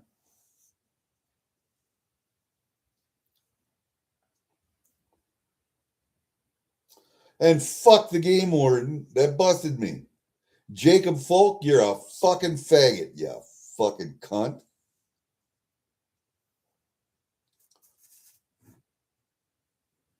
Is he going to sue me? No. So I'll call him what I want. I can't pay in coin, Fervid. They have a sign up there on the clerk of court's fucking win. They got bulletproof glass. The clerk of court has bulletproof glass. You got to talk through this fucking hole that's bulletproof glass on the other side. And you can only slide a check under the fucking window. It's got a fucking thing about that big. And then they slide you the fucking paperwork out from underneath of it. Why in the fuck the clerk of court has to have bulletproof glass? In this little fucking county. Why? Tell me why. Because they built a whole new courthouse and they could spend the money. And the taxpayer paid for it. That's fucking why.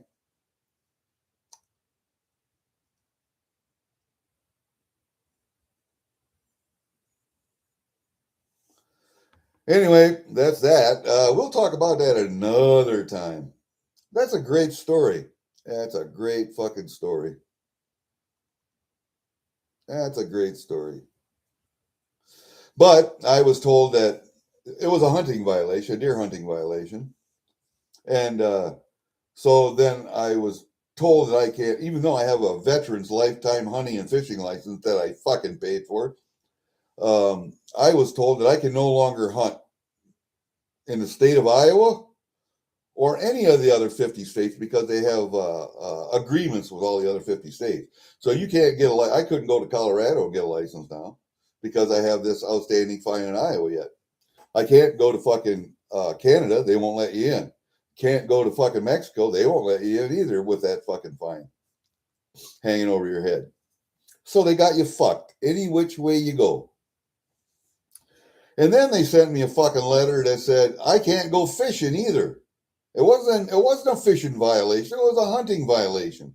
But I can't fish either. So I haven't been fishing in 4 years. Fuck the Iowa DNR.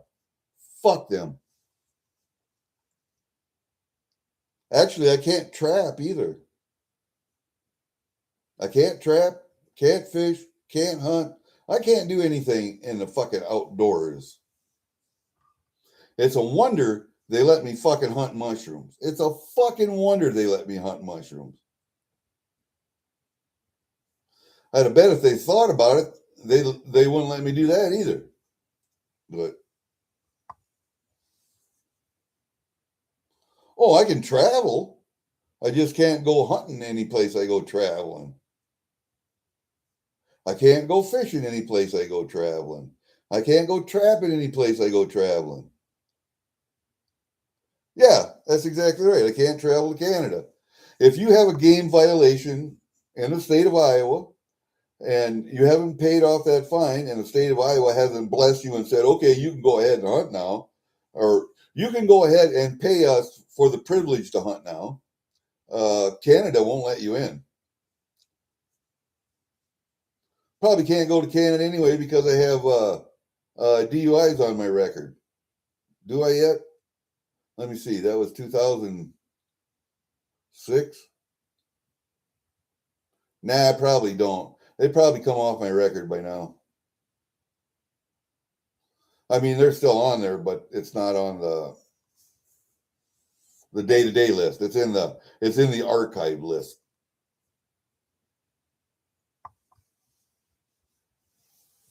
I trap trash pandas all day.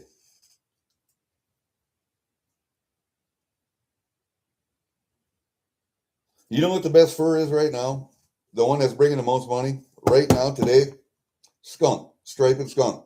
Nice white, broad stripes from head to tail. That's the best money right now.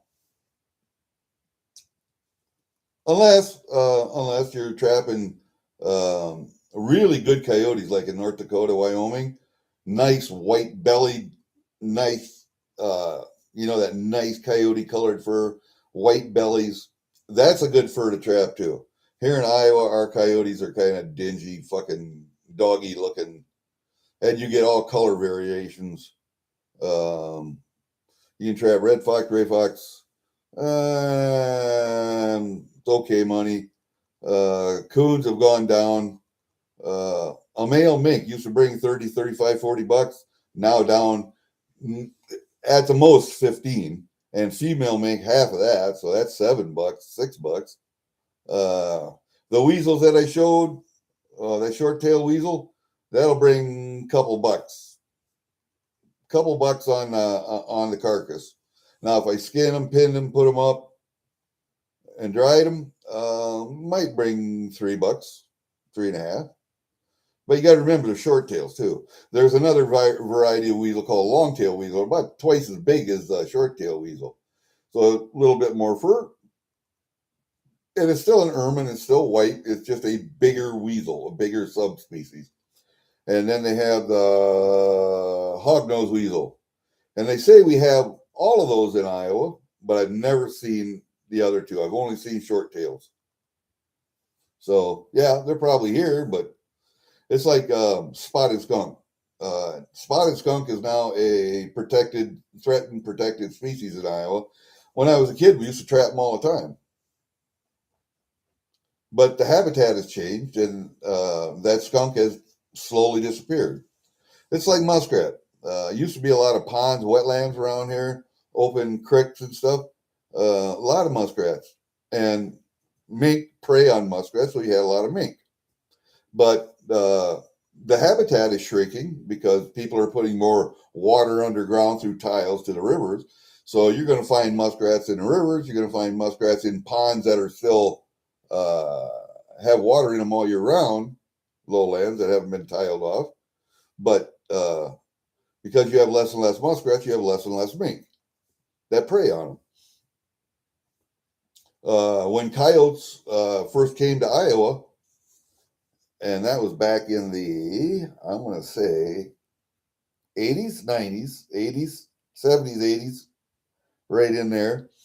We didn't used to have coyotes in Iowa. They moved in from the west. And as they moved in, red fox used to den in the sides of hills, open farmland, sandy hills, and where it was easy digging for them to build dens. When the coyotes came in, coyotes and fox compete for the same food sources. And coyotes will actually dig out and kill the red fox and will reuse the dens, but will kill the fox. And so the fox have had to adapt here. The red fox have had to adapt. And they now dig their dens in the woods, in rock piles, along foundations where the coyotes can't dig them out. So, and then the coyotes brought a mange with them, and that infected the fox population also, and the fox population died down from there. The last few years, the fox population has started to expand because more and more people are going out in parties and hunting fucking coyotes. trying to exterminate the fucking things. And the fox population has bounced back. So anytime you see a coyote, I tell guys you can hunt deer on my property, but if you see a coyote and you don't shoot it, you'll never hunt here again. I don't care if you've shot a deer. If there's a coyote running through the woods and you see it and you don't kill it, don't come back.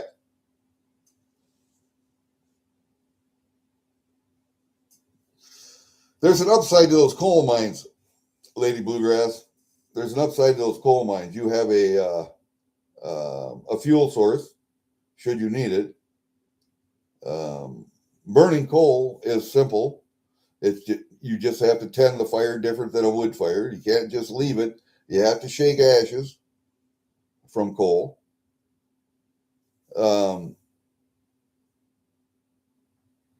And most stoves nowadays don't have a coal shaker in them. I do have one in my shed out here. I don't have the exhaust hooked up for it yet, but it has a coal shaker in it. And also, in the event of a nuclear attack or a natural disaster, you have a cave you can go into, an underground. So it's a survival shelter. So there are upsides. There are upsides to having coal mines. I would like to know where the big salt mines are at. There should be one down in Missouri or Kansas, I think. But yeah, I can come down there and hunt python. You know, if I came down there, the one thing I would want to kill, well, two things actually. A nice big alligator, 9-10 footer, that'd be fine. I'd like one of those, and I want to shoot turkey because I have shot many eastern turkeys. I would like to shoot one of them down there. What are those? Those are I forget that subspecies.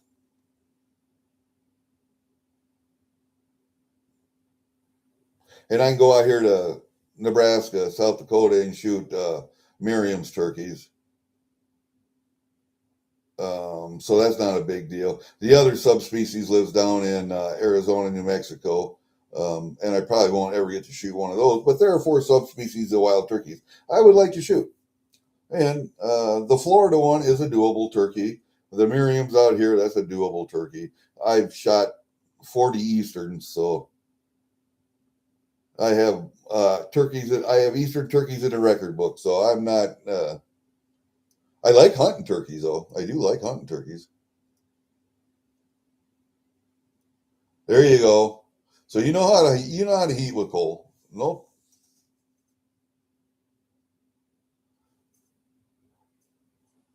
Yes, and right now I'm heating with old home sawed lumber that we gathered up from around the farm.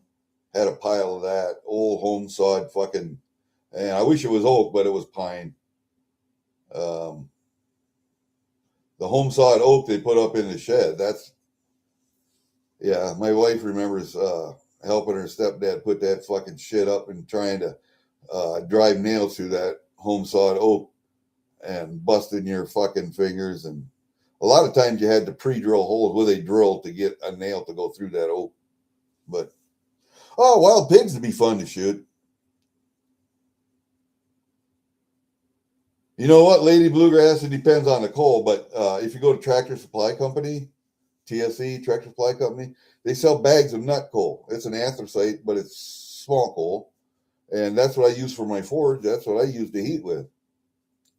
I would like to have larger coal, larger chunks, but I can get that if I go to Ames. I can go down there and get a ton of it real quick because there's a Ski Salt and Coal Company down there, and but I'm not heating with coal right now. I have a wood burner out there, so I'd have to go out, and it doesn't have a shaker on it; just has a burn chamber and an automatic damper for air. But I'd have to go out there every so often and shake ash off.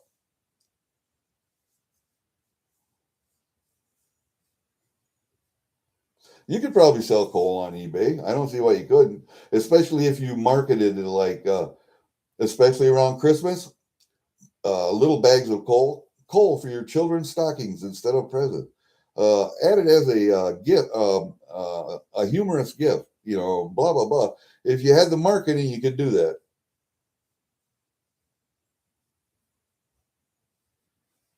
Yeah, yeah. And that's why you see a lot of guys that hunt hogs have chaps on, like chainsaw chaps.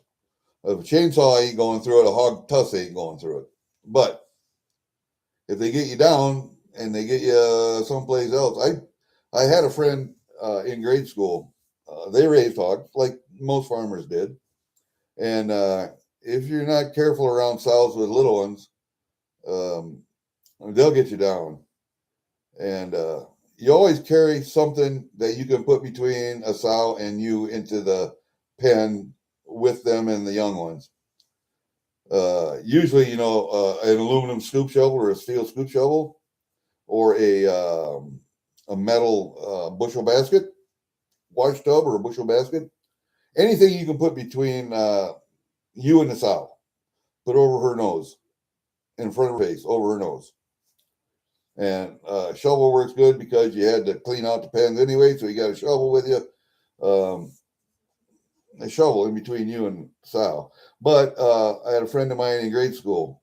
Sal got him down and killed him. I mean, he was a young guy, 10 years old, 11, but 10 years old. 9, 10, 9, 10. Got him down, killed him. Dad wasn't watching. So even the sows will get you down if you fuck with the little ones. Yeah, if I was going to hunt hogs, I would take either my 400 Legend or 450 Bushmaster. I think a Bushmaster probably. I don't want to destroy too much meat, but I want to put them down. If I hit them in the shoulder, and they got a hard bony shoulder, if I hit them in the shoulder, I want to at least fucking cripple the fuckers. But if you put one through the boiler room, a 450 Bushmaster, that would clear out lungs and heart. So, yeah, I'd probably take the Bushmaster. That way I can have 10 rounds in a mag and extra mags on me.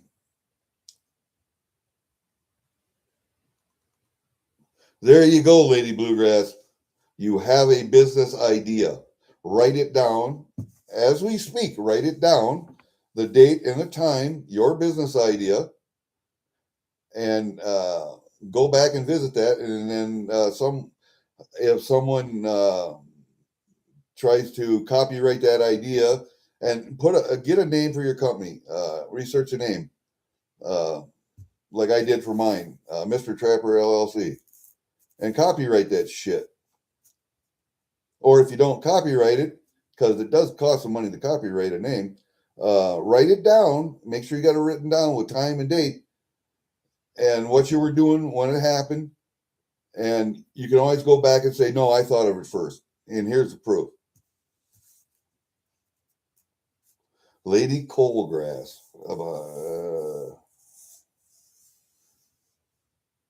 Lady Bluegrass Kentucky Coal. Man, too long a name.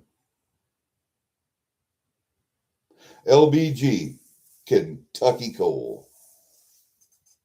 Or something like that. You know what I'm saying? So anyway, okay, I'm going to end this because I have to I have my comfies on. I need to put some clothes on, go outside. I got to put some gas in the skid loader and put some hydraulic fluid in and get out. I would like to, if nothing else, get the driveway to my shed cleaned out because that's belly deep pickup and I've been driving in it. But all right, guys, that's it. I think that's it. Did I drink a full cup of coffee? No, I haven't. So we'll drink a full cup of coffee before I say goodbye, and then we'll say goodbye.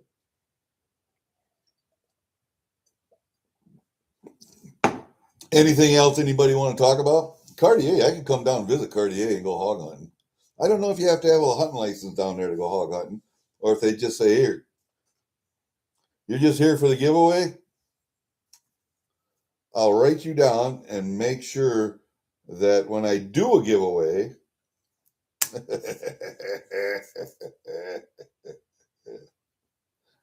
ah, God, I don't know if I have too much to give. I got stuff, but all right, let's look and see what I got down here. I got stuff in here. Ugh. I do have to get this out and charge it up. So while I'm sitting here, I'll plug it in. Oop. Sorry. Where is my charger? Cable's up here. All right. I knew the battery was down quite a ways, so. See, I do have one. And no, I'm not giving that away, Block. Oh, I just got to plug this pecker in for a couple hours to get it charged up, and then I can take it to what's his faces. Are we good? Yep, we're power on. We're power on. Okay, let's see what I got here. Oh, look at Canadian nickels. I don't think you want those.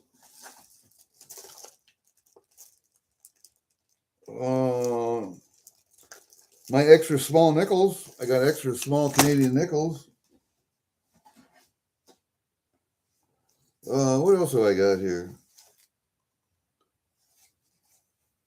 I got an empty nickel book, just an empty generic nickel book. And I have two Canadian small cent collections, 1920 to date, that are partially full. What do you got here? What is this one? This is Canadian stuff. This is Canadian stuff. A lot of this is Canadian. I know you guys don't want Canadian stuff.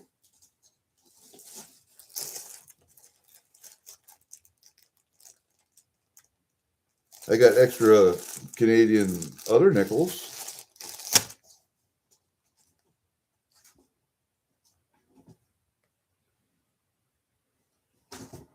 All right, what do we got here?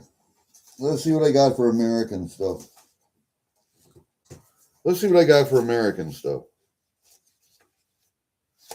97, 98. The fuck is this? Oh, that's a 64 proof set. That's an 84 P&D set, uncharged. There's an 86 P&D set. There's an 88 P&D set. What is this one right here? Well, that's a silver uncirculated set. I can't do a whole set, I don't think. Yeah, I can't do a whole set. What do we got here? What the hell is down here? Oh, those are double dollar sets. All right. I think what I can do here, let's get that shit back in there. All right, let's get this shit back in there. I think what I can do,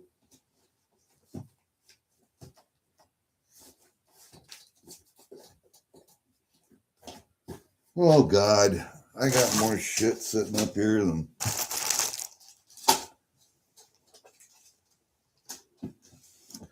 I bought these because they was cheap. And I got 6 of them in there, so I'll give one of them away. But you know why I bought these, don't you? Because there are 18 in this set.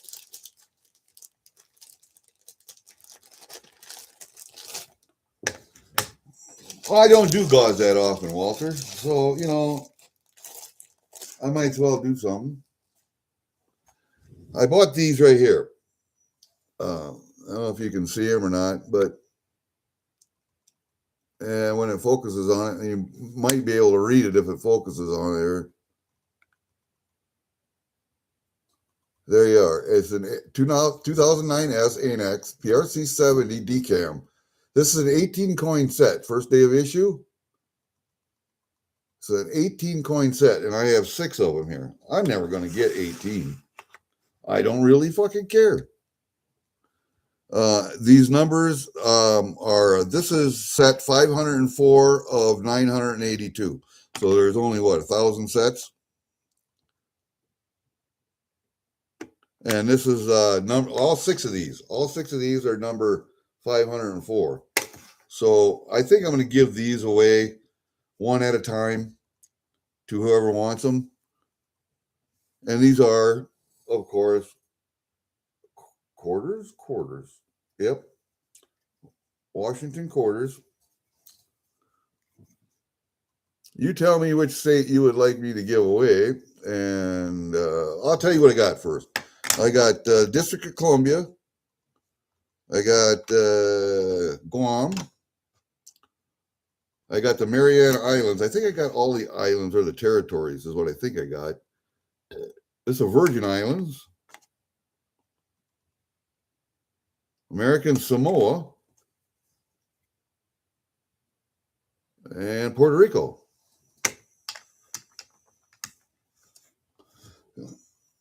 Block Island. What the hell is Block Island? Yeah, it'd be a great set to have, but I'm never going to get the whole set. I mean, I've only got 6 of them. I need 12 more, and I'm never going to get them, I don't think. And I bought these cheap enough. I think I bought these cheap enough. I think I bought them for $30 or $35. So $10 a piece, about 6. What's 6 into 30? So yeah, I mean, it's not something that I'm going to save. I bought them because they were cheap. I bought them. I don't know.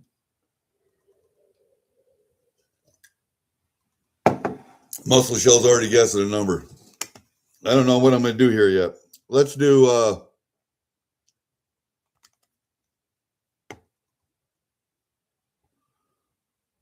because of our Canadian friends in the audience, we're going to do the District of Columbia.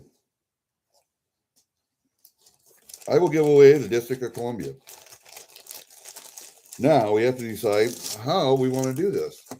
I don't have a game on my computer here, a spinner, so we're going to have to do like Joe Durbin does. And I guess I'll put a letter on a sticky note here. I got to find my sticky notes. And then we'll have you guys guess when I say go what that little letter could be.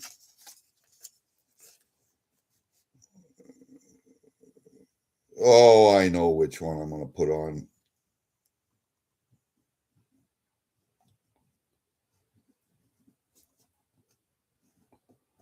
I know which one I'm going to do. Let me get my little scissors out here. I know what I'm going to do. Just wait till I say go, you guys. Don't be dicks.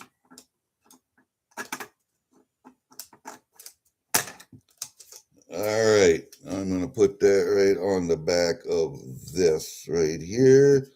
I don't think you can see that. No, you cannot. There you go. Okay. We're going to do this one. Guess a letter of the alphabet. And one guess, go.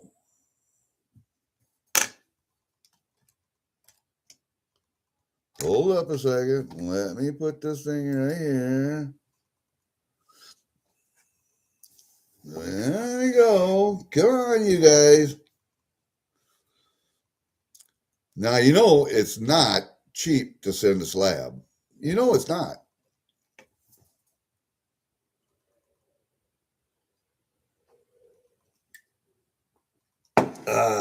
Lady Bluegrass, guess again.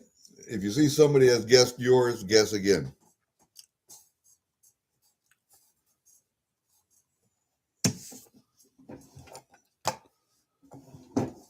Has everybody guessed one time? So we will stop it right there. God damn it, I hate that when that does that. Oh, shit. All right. You know it's none of those. I'll let you guys look. Let you guys look. Let you guys look. Let you guys look at them. Let you guys look at them. And go again. No, you didn't do the right thing. No, you did not. See? Yeah, fucked up again, didn't you? Yeah. Now I know why I shouldn't choose this letter on Durbin's. Because nobody thinks of it.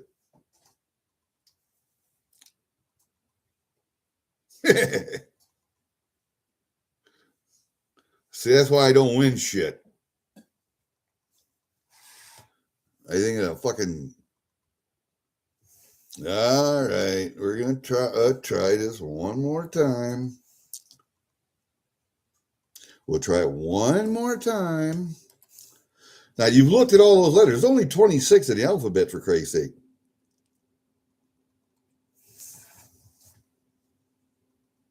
There's only 26 in the alphabet. All right. I see it. Stop, stop, stop. Stop, stop, stop. Top, stop. Stop, top. Fucking stop, ya fucking fingers. All right.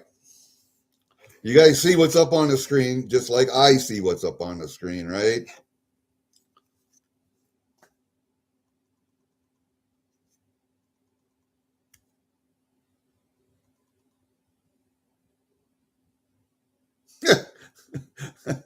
I wouldn't have guessed it, but Lady Bluegrass, you got yourself a slab quarter, a 2009 S ANAX PRC 70 DCAM. It's a District of Columbia 25 cent. And it's number 504. There you go. All right. What you got to do is send me an email with your shipping address. Hold up.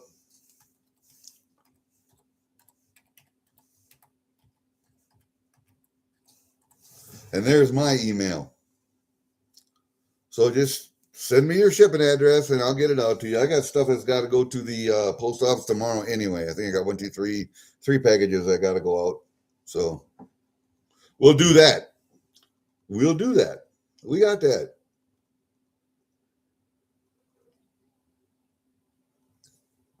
I got one more gulp and then I'm going outside. And you know what? When I go outside, go out to the shop or go out push snow or go out and put wood in or whatever, I don't take my phone with me. And I think you guys, if you want to enjoy life just a little bit more, put that fucking phone down. Put that phone down. Just leave it. You know, I notice on camera that I have these lines here.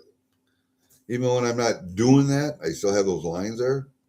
And I laugh like that, and I still have those lines there. So, age is catching up to me. Age and injury. My ankles, my knees, my back are fucked.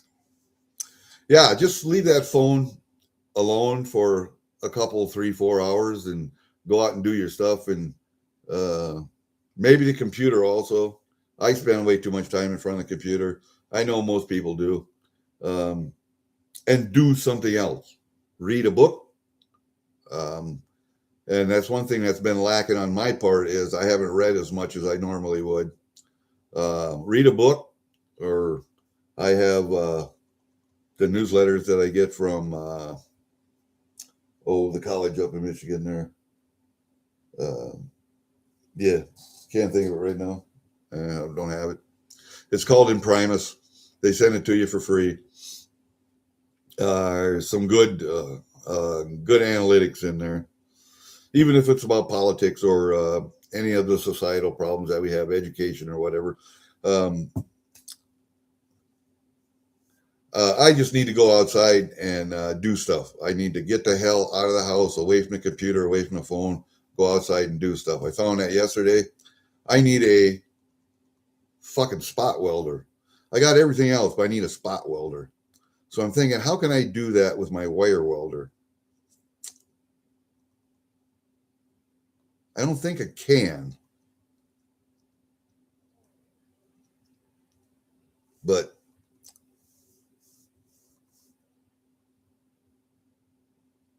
what the hell? We're getting into deviancy here. No, I don't have a spot welder. God damn it. I wish I did. Just a little one, a handheld spot welder or an attachment that I could put on my arc welder, because we used to have a brazing rod, had two rods, and you slid the thing together and they would touch, and then you'd take a rod and you'd braze with that, the brazing rod. I know they had an attachment for a spot welder. If I could just plug into my arc welder and then spot weld with it. I wonder if I can make one. God, now you got me thinking. I'll have to look one up. I'll have to look one up on Amazon or eBay and see what I can find. There should be a fucking spot welder I can plug into my arc welder, my electric arc welder, and just use it to do spot welding.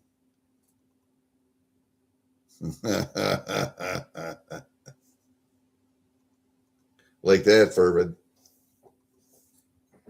No, there's a spot welder attachment. I wonder if Harbor Freight has it. I have to look at Harbor Freight, because they have a little spot welder attachment. It had little rods that come out like this, and then you just you squeeze the handle and it come together like that. So you put whatever it was between that, and then it was spot welded. I've seen those. I fucking forget where I've seen them though. I'll look at Harbor Freight and see. All right, Walter, we'll see you, buddy. I'm done. Lady Bluegrass, you got yourself a little slab quarter out of a set. Now you're going to have to fucking collect the entire set. There's 18 in that set. Thank you. Thank you for the email. We'll get it out to you. I'll probably send it out tomorrow. All right, we'll see you guys later. She be empty. We're done. All right, see you guys. Peace out.